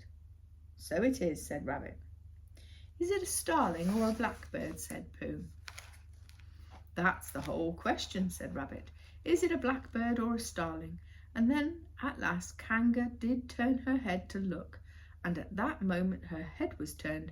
Rabbit said, in a loud voice, In you go, Roo, and Piglet jumped into the pocket and off scampered Rabbit with Roo in his paws as fast as he could. Where's Rabbit? Said Kanga, turning round, and are you all right, Roo dear? Piglet made a squeaky Roo noise in the bottom of Kanga's pocket. Rabbit had to go away, said Pooh. I think he thought of something and he had to go and do it suddenly. And Piglet? I think Piglet thought of something at the same time, suddenly. Well, we must be getting home, said Kanga. Goodbye, Pooh, and in 3 large jumps she was gone. Pooh looked after her as she went. Wish I could jump like that, he thought. Some can and some can't, that's how it is. But there were moments when Piglet wished that Kanga couldn't. Often, when he'd had a long walk through the forest, he wished that he were a bird, but now he thought, jerkily, to himself at the bottom of Kanga's pocket, if this is flying, then I shall never really take to it. And he went up in the air and he said, ooh, and he came down, he said, ow, and he was saying, ooh, ow, ooh, ow, ooh, ow, all the way to Kanga's house. Of course, as soon as Kanga unbuttoned her pocket, she saw what had happened. And just for a moment she was frightened, and then she knew she wasn't, for she felt sure that Christopher Robin would never let any harm happen to Roo. So she said to herself, if they are having a joke with me, then I will have a joke with them. Now then, Roo dear, she said as she took Piglet out of her pocket, bedtime. Aha, said Piglet, as well as he could after his terrifying journey, but it wasn't a very good aha, and Kanga didn't seem to understand what it meant. Bath first, said Kanga in a cheerful voice. Aha, said Piglet again, looking round anxiously for the others. But the others weren't there. Rabbit was playing with baby Roo in his house and feeling more fond of him every minute, and Pooh, who had decided to be Kanga, was still practicing jumping in the top of the forest. I'm not at all sure, said Kanga in a thoughtful voice, that it wouldn't be a good idea to have a cold bath this evening. Would you like that, Roo dear? Piglet, who had never been fond of baths, shuddered a long, indignant shudder and said in a brave voice, Kanga, I can see the time has come to speak plainly. Funny little Roo, said Kanga as she got the bath water ready. I'm not Roo, said Piglet loudly. I'm Piglet. Yes, dear, yes, said Kanga soothingly, and imitating Piglet's voice too, so clever of him. She went on as she took a large bar of yellow soap from the cupboard. What will he be doing next? Can't you see? Shouted Piglet. Haven't you got eyes? Look at me. I am looking, Roo dear, said Kanga rather severely. And do you know what I told you yesterday about making faces? If you go on making faces like Piglet, you'll grow up to look like Piglet, and then think how sorry you'll be. Now then, into the bath, and don't let me speak to you about it again. Before he knew where he was, Piglet was in the bath, and Kanga was scrubbing him firmly with a large leathery flannel. Ow! cried Piglet. Let me out! I'm Piglet! Don't open the mouth, dear, or the soap goes in, said Kanga. There, now what did I tell you? You did it on purpose, spluttered Piglet as soon as he could speak again, and then accidentally took another mouthful of leathery flannel. That's right, dear, don't say anything, said Kanga, and in another minute Piglet was out of the bath and being rubbed dry with a towel. Now, said Kanga, here's your medicine, and then bed. What medicine, said Piglet. To make you grow big and strong, dear. You don't want to grow up to be a small, weak little thing like Piglet, do you? Well then. And at that moment there was a knock on the door.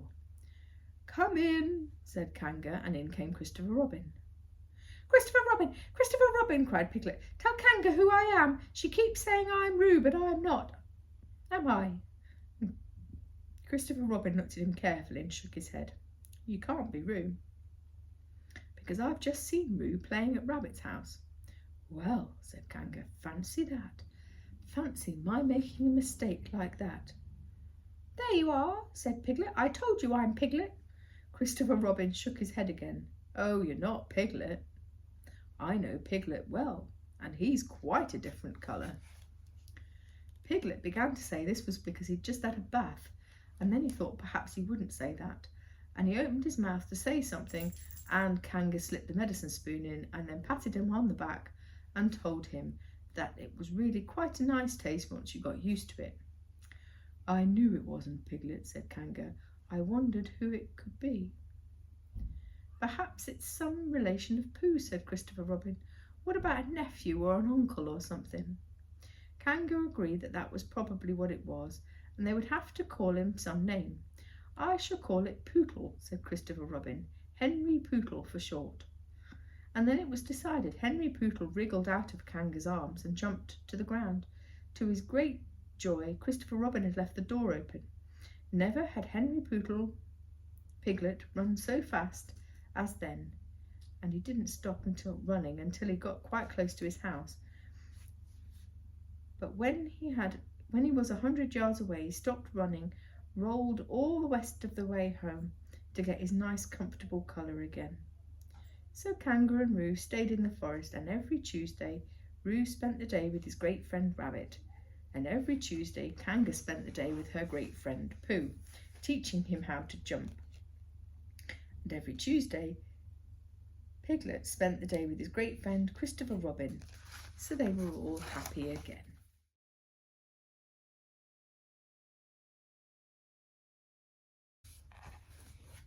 Chapter 8, in which Christopher Robin leads an expedition to the North Pole.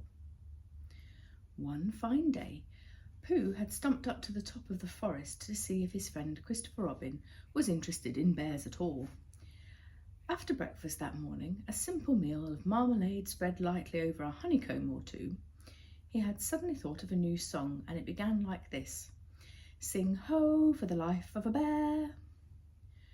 When he got as far as this, he scratched his head and thought to himself, that's a very good start for a song. But what about the second line? So he tried singing ho 2 or 3 times, but it didn't seem to help. Perhaps it would be better, he thought, if I sang hi for the life of a bear. So he sang it, but it wasn't. Very well then, he said, I shall sing the first line twice, and perhaps if I sing it very quickly, I shall find myself singing the third and fourth line before I have had time to think of them, and that will be a good song. Now then. Sing ho for the life of a bear, sing ho for the life of a bear. I don't much mind if it rains or snows, 'cause I've got a lot of honey on my nice new nose. I don't much care if it snows or thaws, 'cause I've got a lot of honey on my nice clean paws. Sing ho for a bear, sing ho for a Pooh, and I'll have a little something in an hour or two. He was so pleased with this song that he sang it all the way to the top of the forest. And if I go on singing much longer, he thought, it will be time for the little something, and then the last line won't be true. So he turned it into a hum instead. Christopher Robin was sitting outside his door putting on his big boots. And as soon as he saw the big boots, Pooh knew that an adventure was going to happen. He brushed the honey off his nose with the back of his paw, spruced himself up as well as he could, and looked ready for anything. Good morning, Christopher Robin, he called out. Hello, Pooh Bear. I can't get this boot on. That's bad, said Pooh. Do you think you could very kindly lean on me, because I keep pulling so hard I fall over backwards? Pooh sat down, dug his feet into the ground and pushed hard against Christopher Robin's back. Christopher Robin pushed hard against his and pulled until his boot was on. And that's that, said Pooh. What do we do next? We are going on an expedition, said Christopher Robin, as he brushed himself off. Thank you, Pooh. Going on an expedition, said Pooh eagerly.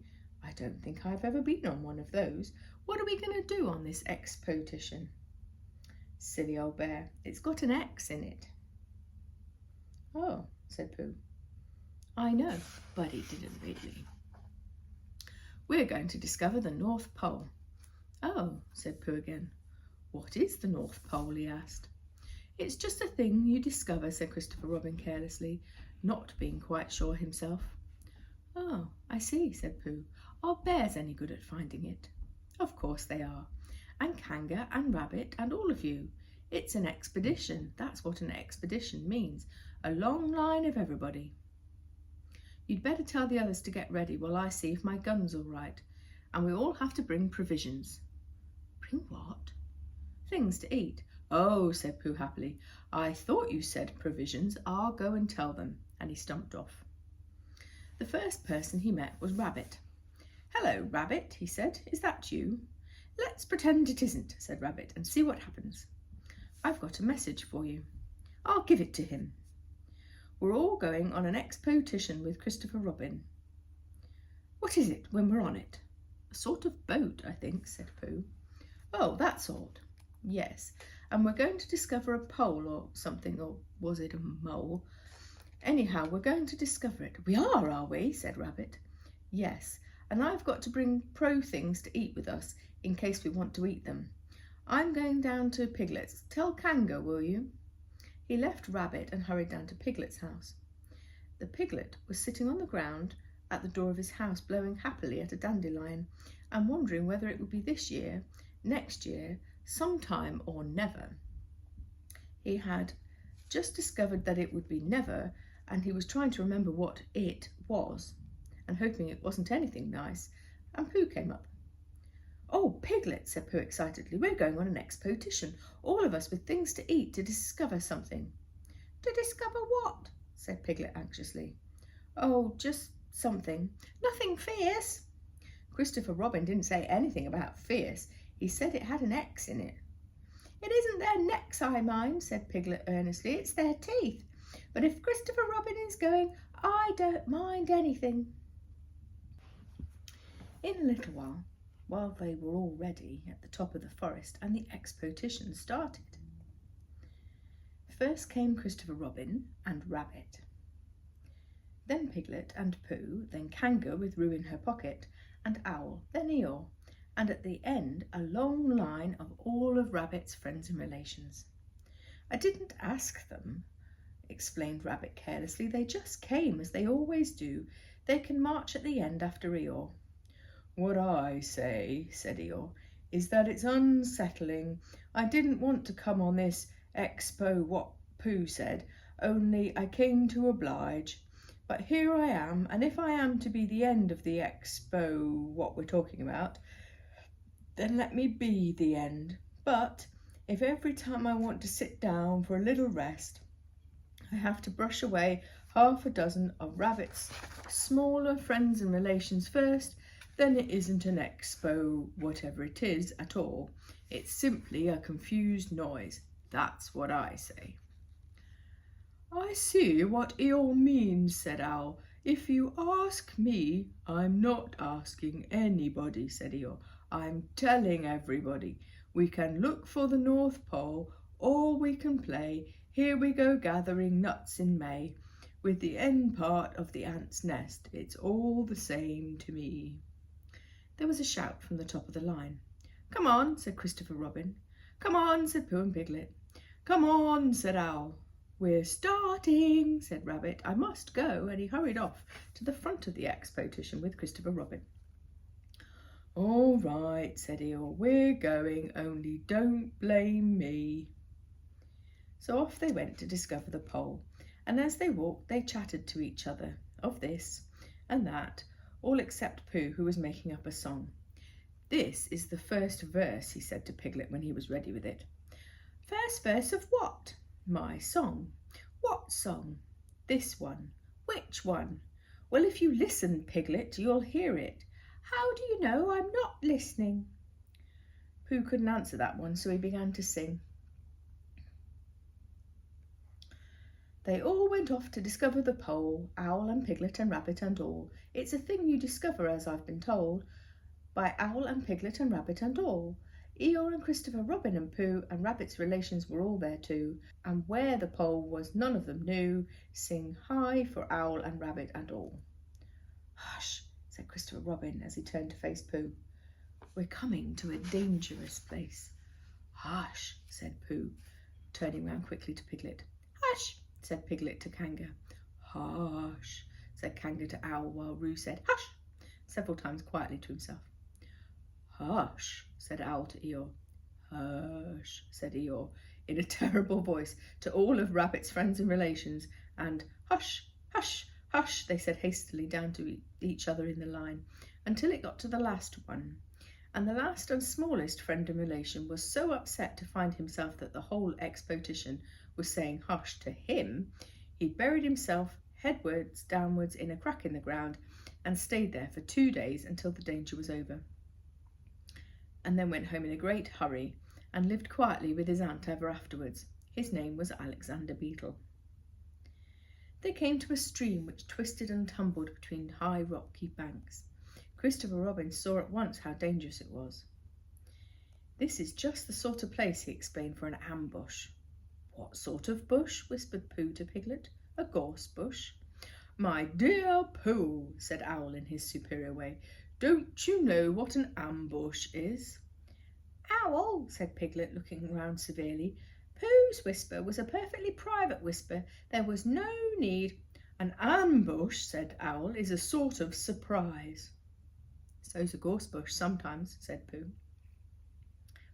"An ambush, as I was about to explain to Pooh," said Piglet, is a sort of surprise." "If people jump out at you suddenly, that's an ambush," said Owl. "It's an ambush, Pooh, when people jump out at you suddenly," explained Piglet. Pooh, who now knew what an ambush was, said a gorse bush had sprung up on him one day when he fell out of a tree, and he'd had to take 6 days to get all the prickles out of himself. "We are not talking about gorse bushes," said Owl a little crossly. "I am," said Pooh. They were climbing very cautiously up the stream now, going from rock to rock, and after they'd gone a little way, they came to a place where the banks widened on each side, so that each side of the water there was a level strip of grass where they could sit down and rest. As soon as he saw this, Christopher Robin said, "Halt," and they all sat down and rested. "I think," said Christopher Robin, "that we ought to eat all our provisions now, so that we shouldn't have as much to carry." "Eat all our what?" said Pooh. "All that we've brought," said Piglet, getting to work. "That's a good idea," said Pooh, and he got to work too. "Have you all got something?" said Christopher Robin with his mouth full. "All except me," said Eeyore, "as usual." He looked round at them in his melancholy way. "I suppose none of you are sitting on a thistle by chance?" "I believe I am," said Pooh. "Ow!" And he got up and looked underneath him, and yes, I was. I thought so. "Thank you, Pooh, if you've quite finished with it." He moved across to Pooh's place and began to eat. "It doesn't do them any good, you know, sitting on them," he went on as he looked up from munching. "Takes all the life out of them. Remember that another time, all of you. A little consideration, a little thought for others makes all the difference." As soon as he'd finished his lunch, Christopher Robin whispered to Rabbit, and Rabbit said, "Yes, yes, of course." And they walked up a little way up the stream together. "I don't want the others to hear," said Christopher Robin. "Quite so," said Rabbit, looking important. "It's only—" "Oh, Rabbit, I suppose you don't know. What does the North Pole look like?" "Well," said Rabbit, stroking his whiskers, "now you're asking." "I did know once, only I've sort of forgotten," said Christopher Robin carelessly. It's a funny thing, said Rabbit. I've sort of forgotten too, although I did know once. I suppose it's just a pole stuck in the ground. Sure to be a pole, said Rabbit, because of calling it a pole. And if it's a pole, I would think it was sticking in the ground, shouldn't you? Because otherwise there'd be nowhere else to stick it. Yeah, that's what I thought. The only thing, said Rabbit, is where is it sticking? That's what we're looking for, said Christopher Robin. They went back to the others. Piglet was lying on his back, sleeping peacefully. Roo was washing his face and paws in the stream, while Kanga explained to everyone proudly that this was the first time he'd ever washed his face himself. And Owl was telling Kanga an interesting anecdote full of long words like encyclopedia and rhododendron, to which Kanga wasn't listening. I don't hold with all this washing, grumbled Eeyore. This modern behind the ears nonsense. What do you think, Pooh? Well, said Pooh, I think, but we will never know what Pooh thought, because there came a sudden squeak from Roo, a splash, and a loud cry of alarm from Kanga. So much for washing, said Eeyore. Roo's fallen in, cried Rabbit, and he and Christopher Robin came rushing down to the rescue. Look at me swimming, squeaked Roo from the middle of the pool, and was hurried down a waterfall into the next pool. Are you all right, Roo dear?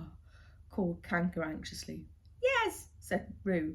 Look at me swim, and he disappeared over the next waterfall into the pool. Everyone was doing something to help. Piglet, wide awake suddenly, was jumping up and down, making "ooh, I say" noises. Owl was explaining that in case of sudden and temporary immersion, the important thing is to keep one's head above the water. Kanga was jumping along the bank, saying, Are you sure you're all right, Roo dear? To which Roo, from whichever pool he was in at the moment, answered with, Look at me swimming. Eeyore had turned around, hung his tail into the first pool which Roo fell into, and with his back to the accident, was grumbling quietly to himself and saying, All this washing, catch on to my tail, little Roo, and you'll be all right. Christopher Robin and Rabbit came hurrying past Eeyore and were calling out to the others in front of them. All right, Roo, I'm coming, called Christopher Robin. Get something across the stream lower down, some of you fellows, said Rabbit. But Pooh was getting something. 2 pools below Roo, he was standing with a long pole in his paws. Kanga came up and took one end of it, and between them they held it across the lower part of the pool, and Roo, still babbling proudly, Look at me swimming, drifted up against it and climbed out. Did you see me swimming? Squeaked Roo excitedly, while Kanga scolded him and rubbed him down. Pooh, did you see me swimming? That's called swimming, what I was doing. Rabbit, did you see what I was doing? Swimming. Hello, Piglet. I say, Piglet, did you see me swimming? Christopher Robin, did you see me? But Christopher Robin wasn't listening. He was looking at Pooh. Pooh, he said, where did you find that pole? Pooh looked at the pole in his hands. I just found it, he said. I thought it ought to be useful, so I picked it up. Pooh, said Christopher Robin solemnly, the expedition is over. You have found the North Pole. Oh, said Pooh. Eeyore was sitting with his tail in the water when they all got back to him. Tell Roo to be quick, somebody, he said. My tail's getting cold. I don't want to mention it, but I just mentioned it. I don't want to complain, but there it is. My tail's cold. Here I am, squeaked Roo. Oh, there you are. Did you see me swimming? Eeyore took his tail out of the water and swished it from side to side. As I expected, he said, lost all feeling. Numbed it, that's what it's done. Numbed it. Well, as long as nobody minds, I suppose it's all right.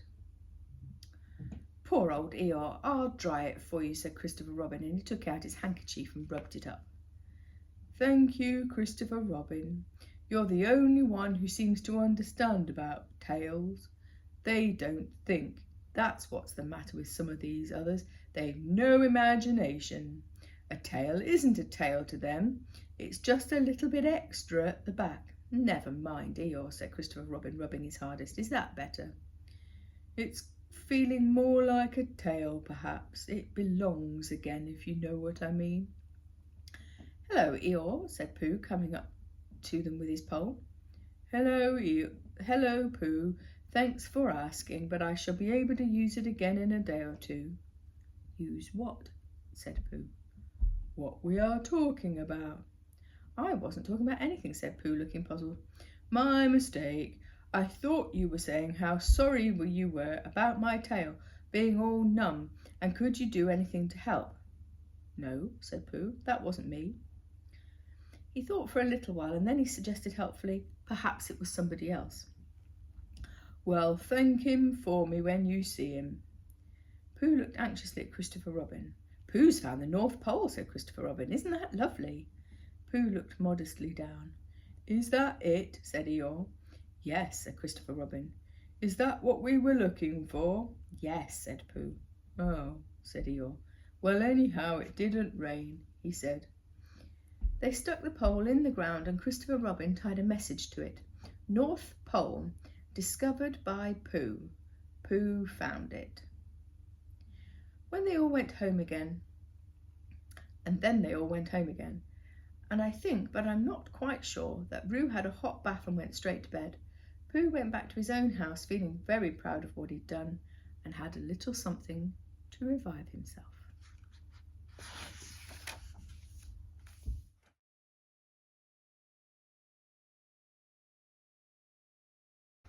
Chapter 9, in which Piglet is entirely surrounded by water. It rained, and it rained, and it rained. Piglet told himself that never in all his life, and he was goodness knows how old, 3 was it, or 4, never had he seen so much rain, days and days and days. If only, he thought as he looked out the window, I had been at Pooh's house, or Christopher Robin's house, or Rabbit's house when it started to rain, and then I should have had company all this time, instead of being all alone with nothing to do except wonder when it will stop. And he imagined himself with Pooh saying, "Did you ever see so much rain, Pooh?" And Pooh saying, "Isn't it awful, Piglet?" And Piglet saying, "I wonder if it's like this over Christopher Robin's way." And Pooh saying, "I should think poor old Rabbit's about flooded by now." And it would have been jolly to talk like this. And really it wasn't much good having anything like exciting like floods if you couldn't share them with somebody. For it was rather exciting. The little dry ditches in which Piglet had nosed about so often became streams, and the little streams across which he'd splashed were rivers, and the river, whose steep banks he had played so happily, had sprawled out of their own beds and were taking up so much room everywhere that Piglet was beginning to wonder if it might be coming into his bed soon. "It's a little anxious," he said to himself, "to be a very small animal entirely surrounded by water. Christopher Robin and Pooh could escape by climbing trees, and Kanga could escape by jumping, and Rabbit could escape by burrowing, and Owl could escape by flying, and Eeyore could escape by making a loud noise until rescued, and here I am, surrounded by water, and I can't do anything." It went on raining, and every day the water got a little higher, and now it was nearly up to Piglet's window, and he still hadn't done anything. "There's Pooh," he thought to himself. "Pooh hasn't much brain, but he never comes to any harm. He does silly things and they turn out all right. There's Owl.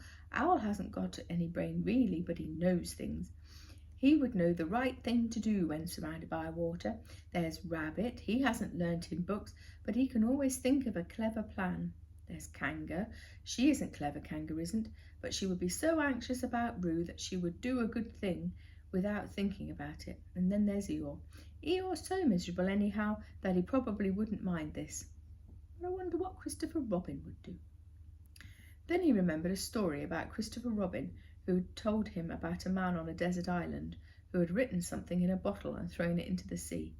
Piglet thought if he wrote something in a bottle and threw it in the water, perhaps someone would come and rescue him. He left the window and began to search all of it that wasn't already underwater, and found a pencil and a small piece of dry paper, a bottle with a cork to it, and on one side he wrote, "Help, Piglet, me," and on the other side, "It's me, Piglet, help, help."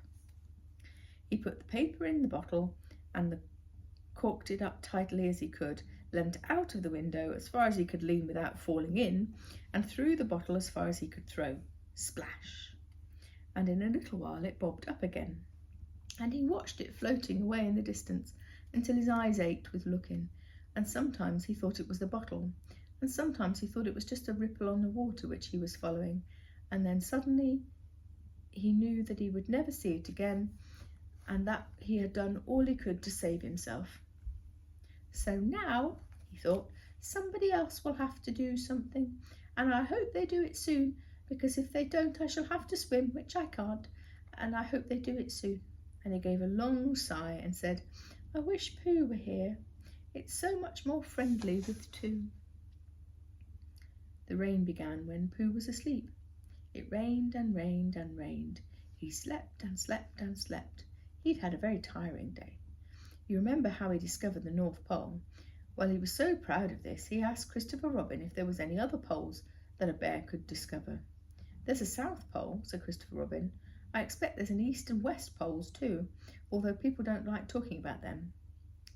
Pooh was very excited when he heard this and suggested that they should have an expedition to discover the East Pole, but Christopher Robin had thought of something else to do with Kanga, so Pooh went out to discover the East Pole by himself. Whether he discovered it or not I forget, but he was so tired when he got home that in the middle of his supper, after he'd been eating for a little more than half an hour, he fell asleep in his chair and slept and slept and slept. And then suddenly he was dreaming. He was at the East Pole, and it was a very cold pole with the coldest sort of snow and ice all over it. He found a beehive to sleep in, but there wasn't room for his legs. So he'd left them outside, and wild woozles such as inhabit the East Pole came and nibbled all the fur off his legs to make nests for their young. And the more they nibbled, the colder his legs got, until suddenly he woke up with an ow! And there he was, sitting in his chair with his feet in the water, and water all around him. He splashed at the door and looked out. This is serious, said Pooh. I must have an escape. So he took his largest pot of honey and escaped with it to a broad branch above his tree, well, above the water, and then climbed down again and escaped with another pot. And when the whole escape was finished, there was Pooh sitting on his branch, dangling his legs, and beside him there were 10 pots of honey. 2 days later, there was Pooh sitting on his branch, dangling his legs, and beside him was 4 pots of honey. 3 days later, there was Pooh sitting on his branch, dangling his legs, and beside him was 1 pot of honey. 4 days later, there was Pooh. It was on the morning of the 4th day that Piglet's bottle came floating past, and with a loud cry of "Honey!" Pooh plunged into the water, seized the bottle, and struggled back to his tree. "Bother," said Pooh when he opened it. "It's all that wet for nothing. What's that bit of paper doing?" He took it out and looked at it. "It's a message," he said to himself. "That's what it is. That letter is a P, and so is that, and P means Pooh, so it's a very important message to me, and I can't read it. I must find Christopher Robin or Owl or Piglet or one of those clever readers who can read things, and they will tell me what this message means. Only I can't swim. Bother." And then he had an idea. I think for a bear of very little brain, it was a good idea. He said to himself, if a bottle that can float, then a jar can float. And if a jar floats, I could sit on top of it, if it was a very big jar. So he took his biggest jar and corked it up. "All boats have to have a name," he said, "so I shall call mine the Floating Bear." And with these words he dropped the boat into the water and jumped in after it. For a little while, Pooh and the Floating Bear were uncertain as to which of them were meant to be on the top, but after trying 1 or 2 different options, they settled down with the Floating Bear underneath and Pooh triumphantly astride it, paddling vigorously with his feet. Christopher Robin lived at the top of the forest. It rained and rained and rained, but the water couldn't come up to his house. It was rather jolly to look down into the valley and see all the water around him, but it rained so hard that he stayed indoors most of the time and thought about things. Every morning he went out with his umbrella, put a stick in the place where the water had come up to, and the next morning he went out, he couldn't see the stick anymore. So he put in a new stick in the place where the water had come up to and walked home. Each morning he had a shorter and shorter walk than the morning before. And on the morning of the 5th day, he saw water all around him, and he knew for the first time in his life he was on a real island, and it was very exciting. It was on that morning that Owl came flying over to say, "How do you do?" to his friend Christopher Robin. "I say, Owl," said Christopher Robin, "isn't this fun? I'm on an island." "The atmospheric conditions have been very unfavourable lately," said Owl. "The what?" "It's been raining," explained Owl. "Yes," said Christopher Robin, "it has. The flood level has reached an unprecedented height."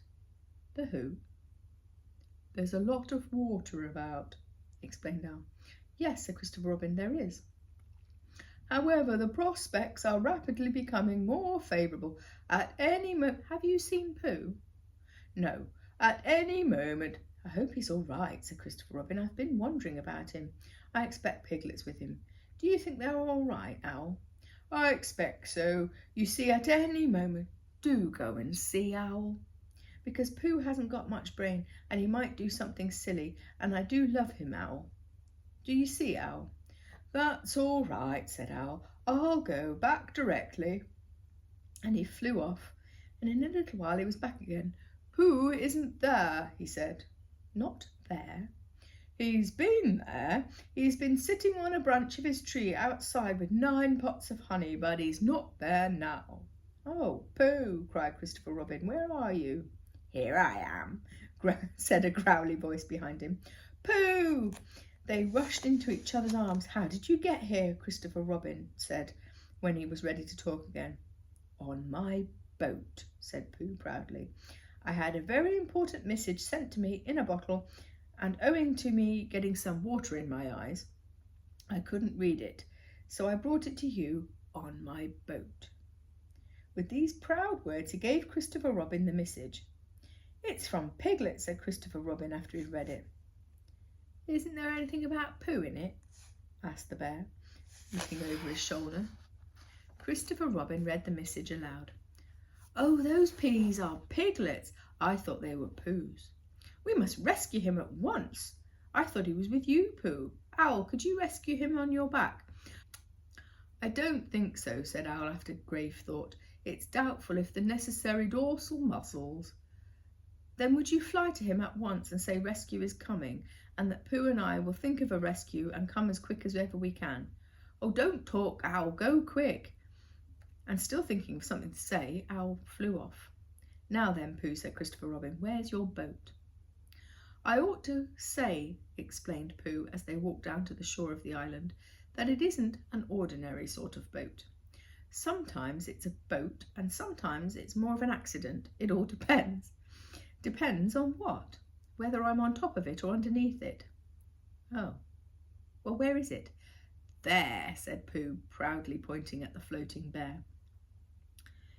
It wasn't what Christopher Robin expected. The more he looked at it, the more he thought what a brave and clever Pooh was. And the more Christopher Robin thought of this, the more Pooh looked modestly down his nose and tried to pretend he wasn't.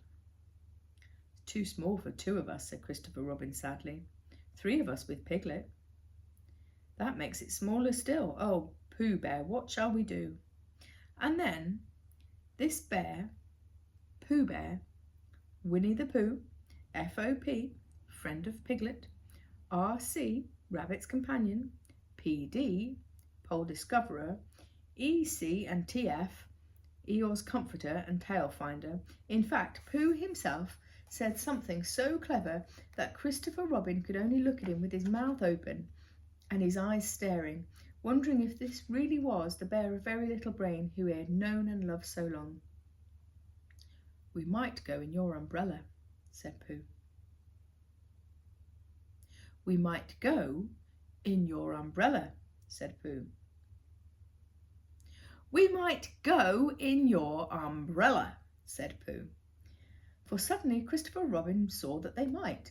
He opened his umbrella and put it downwards in the water, and it floated but wobbled. Pooh got in, and he was just beginning to say that it was all right when he found that it wasn't. So after a short drink, which he didn't really want, he waded back to Christopher Robin, and they got in together and wobbled no longer. "I shall call this boat the Brain of Pooh," said Christopher Robin, and the Brain of Pooh set forthwith in a southwesterly direction, revolving gracefully. You can imagine Piglet's joy when at last the ship came in sight of him, and in after years he liked to think that he had been in very great danger during the terrible flood. But really the only danger was that in the last half an hour of his imprisonment, when Owl had flown up and sat on a branch of his tree to comfort him, and told him a very long story about an ant who laid a seagull's egg by mistake. The story went on and on, rather like this sentence, until Piglet, who was listening out of his window without much hope, went to sleep, and naturally slipping slowly out of the window towards the water until he was only hanging on by his toes, which at that very moment, luckily, a loud squawk from Owl, which was really part of the story, being what his aunt said, woke the Piglet up just in time to jerk himself back to safety and say, "How interesting, and did she?" Well, as you can imagine his joy when he saw the good ship, the Brain of Pooh, Captain Christopher Robin, first mate Pooh Bear, coming over the sea to rescue him. And that is really the end of the story, and I am very tired after that last sentence, so I think I shall stop here.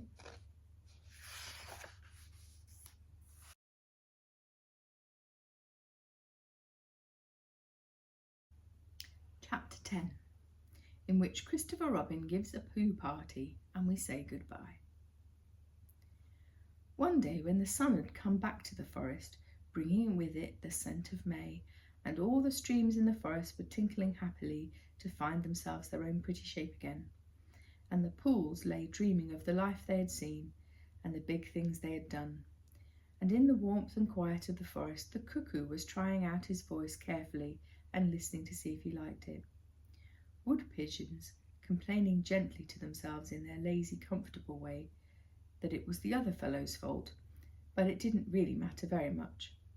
On such a day as this, Christopher Robin whistled in a special way he had, and Owl came flying out of the 100-acre wood to see what was wanted. "Owl," said Christopher Robin, "I'm going to give a party." "Oh, you are you?" said Owl. "It's going to be a special sort of party, because it's for what Pooh did when he did what he did to save Piglet from the flood." "Oh, that's what it's for, is it?" said Owl. "So will you tell Pooh as quickly as you can, and all the others, because it will be tomorrow?" "Oh, it will it?" said Owl, still trying to be as helpful as possible. "So will you go and tell them, Owl?" Owl tried to think of something wise to say but couldn't, so he flew off to tell the others, and the first person he told was Pooh. "Pooh," he said, "Christopher Robin is giving a party." "Oh," said Pooh, and seeing that Owl wanted him to say something else, he said, "Will be those little cake things with pink sugared icing." Owl felt that was rather beneath him to talk about little cakes with pink sugared icing, so he told Pooh exactly what Christopher Robin had said and flew off to a yaw. "Party for me," thought Pooh to himself. "How grand!" And he began to wonder if all the other animals would know it was a special Pooh party, and if Christopher Robin had told them about the floating bear and the Brain of Pooh, and all the other wonderful ships he had invented and sailed on. And he began to think how awful it would be if everyone had forgotten about it, and nobody quite knew what the party was for, and the more he thought about it, the more the party got muddled in his mind, like a dream when nothing goes right. The dream began to sing a song over itself in his head, until it became this: an anxious Pooh song. 3 cheers for Pooh. For who? For Pooh. Why, what did he do? I thought you knew. He saved his friend from a wetting. 3 cheers for Bear. For where? For Bear. He couldn't swim, but he rescued him. He rescued who? Oh, listen, do. I'm talking of Pooh. Of who? Of Pooh. I'm sorry, I keep forgetting. Well, Pooh was a bear of enormous brain. Just say it again. Of enormous brain. Of enormous what? Well, he ate a lot. I don't know if he could swim or not. but he managed to float on a sort of boat. On a sort of what? Or a sort of pot. So now let's give him 3 hearty cheers. So now let's give him 3 hearty witches, and hope he'll be with us for years and years and grow in health and wisdom and riches. 3 cheers for Pooh. For who? For Pooh. 3 cheers for Bear. For where? For Bear. 3 cheers for wonderful Winnie the Pooh. Just tell me, somebody, what did he do? And while this was all going on inside him, Owl was talking to Eeyore. Eeyore, said Owl, Christopher Robin is giving a party. Very interesting, said Eeyore. I suppose they'll be sending me down the odd bits which got trodden on. Kind and thoughtful, not at all, don't mention it. There's an invitation for you. What's that like? An invitation? Yes, I heard you. Who dropped it? It isn't something to eat. It's asking you to the party tomorrow. Eeyore shook his head slowly. You mean Piglet, the little fellow with the excited ears. That's Piglet. I'll tell him. No, no, said Owl, getting quite fussy. It's you. Are you sure? Of course I'm sure. Christopher Robin said all of them. Tell all of them. All of them except Eeyore? All of them, said Owl sulkily. Ah, said Eeyore. A mistake, no doubt. A mistake, no doubt. But still, I shall come, only don't blame me if it rains. It didn't rain. Christopher Robin made a long table out of some pieces of wood, and they all sat round it. Christopher Robin sat at one end and Pooh at the other, and between them on one side were Owl, Eeyore, and Piglet, and between them on the other side were Rabbit, Roo, and Kanga. All the rabbits, friends and relations, spread themselves about on the grass and waited hopefully in case anybody spoke to them or dropped anything or asked them the time. But it was the first party Roo had ever been to, and he was very excited about it. As soon as ever they had sat down, he began to talk. Hello, Pooh, he squeaked. Hello, Roo, said Pooh. Roo jumped up and down in his seat for a little while and then began again. Hello, Piglet. Piglet waved a paw at him, being too busy to say anything else. Hello, Eeyore, said Roo. Eeyore nodded gloomily. It will rain soon. You see if it doesn't. Roo looked to see if it didn't, and it didn't. So he said, Hello, Owl. And Owl said, Hello, my little fellow, in a kindly way, and went on telling Christopher Robin about an accident which had nearly happened to a friend of his who Christopher Robin didn't know. And Kanga said to Roo, Drink up your milk, Roo, dear, and talk afterwards. So Roo, who was drinking his milk, tried to say he could do both at once and had to be patted on the back and dried for quite a long time afterwards. When they'd nearly all eaten enough, Christopher Robin banged on the table with his spoon, and everyone stopped talking and was very silent except Roo, who was just finishing a loud attack of the hiccups and trying to look as if it was one of Rabbit's friends and relations. This party, said Christopher Robin, is a party because of what someone did, and we all know who it was, and it's his party because of what he did, and I've got a little present for him, and here it is. He felt about a little and then whispered, Where is it? While he was looking, Eeyore coughed in an impressive way and began to speak. Friends, he said, including oddments, it's a great pleasure, or perhaps I should say it's been a pleasure so far, to see you at my party. What I did was nothing. Any of you except Rabbit and Owl and Kanga would have done the same. Oh, and Pooh. My remarks, of course, do not apply to Piglet and Roo because they are too small. Any of you would have done the same, but it just happened to be me. It was not, I hardly need say, with the idea of getting whatever Christopher Robin is looking for now. He put his front leg to his mouth and in a loud whisper said, Try under the table. That I did what I did, but because I feel that we should all do what we can to help. I feel that we should all, said Roo accidentally. Roo, dear, said Kanga reproachfully. Was it me? Asked Roo, a little surprised. What's Eeyore talking about? Whispered Piglet to Pooh. I don't know, said Pooh rather dolefully. I thought this was your party. I thought it was once, but perhaps it isn't. I'd sooner it was yours than Eeyore's, said Piglet. So would I, said Pooh. Said Roo again. As I was saying, said Eeyore loudly and sternly, as I was saying when I was interrupted by various loud sounds, that I feel that... Here it is, cried Christopher Robin excitedly. Pass it down to silly old Pooh. It's for Pooh. For Pooh, said Eeyore. Of course it is. The best bear in all the world. I might have known, said Eeyore. After all, one can't complain. I have my friends. Somebody only spoke to me yesterday. Or was it last week? Or the week before, that Rabbit bumped into me and said, bother. The social round, always something going on. But nobody was listening, for they were all saying, open it, Pooh. What is it, Pooh? I know what it is. No, you don't. And other helpful remarks of this sort. And of course Pooh was opening it as quickly as ever he could, but without cutting the string, because you never know when a bit of string might be useful. At last it was undone. When Pooh saw what it was, he nearly fell down, he was so pleased. It was a special pencil case. There were pencils in it marked B for bear,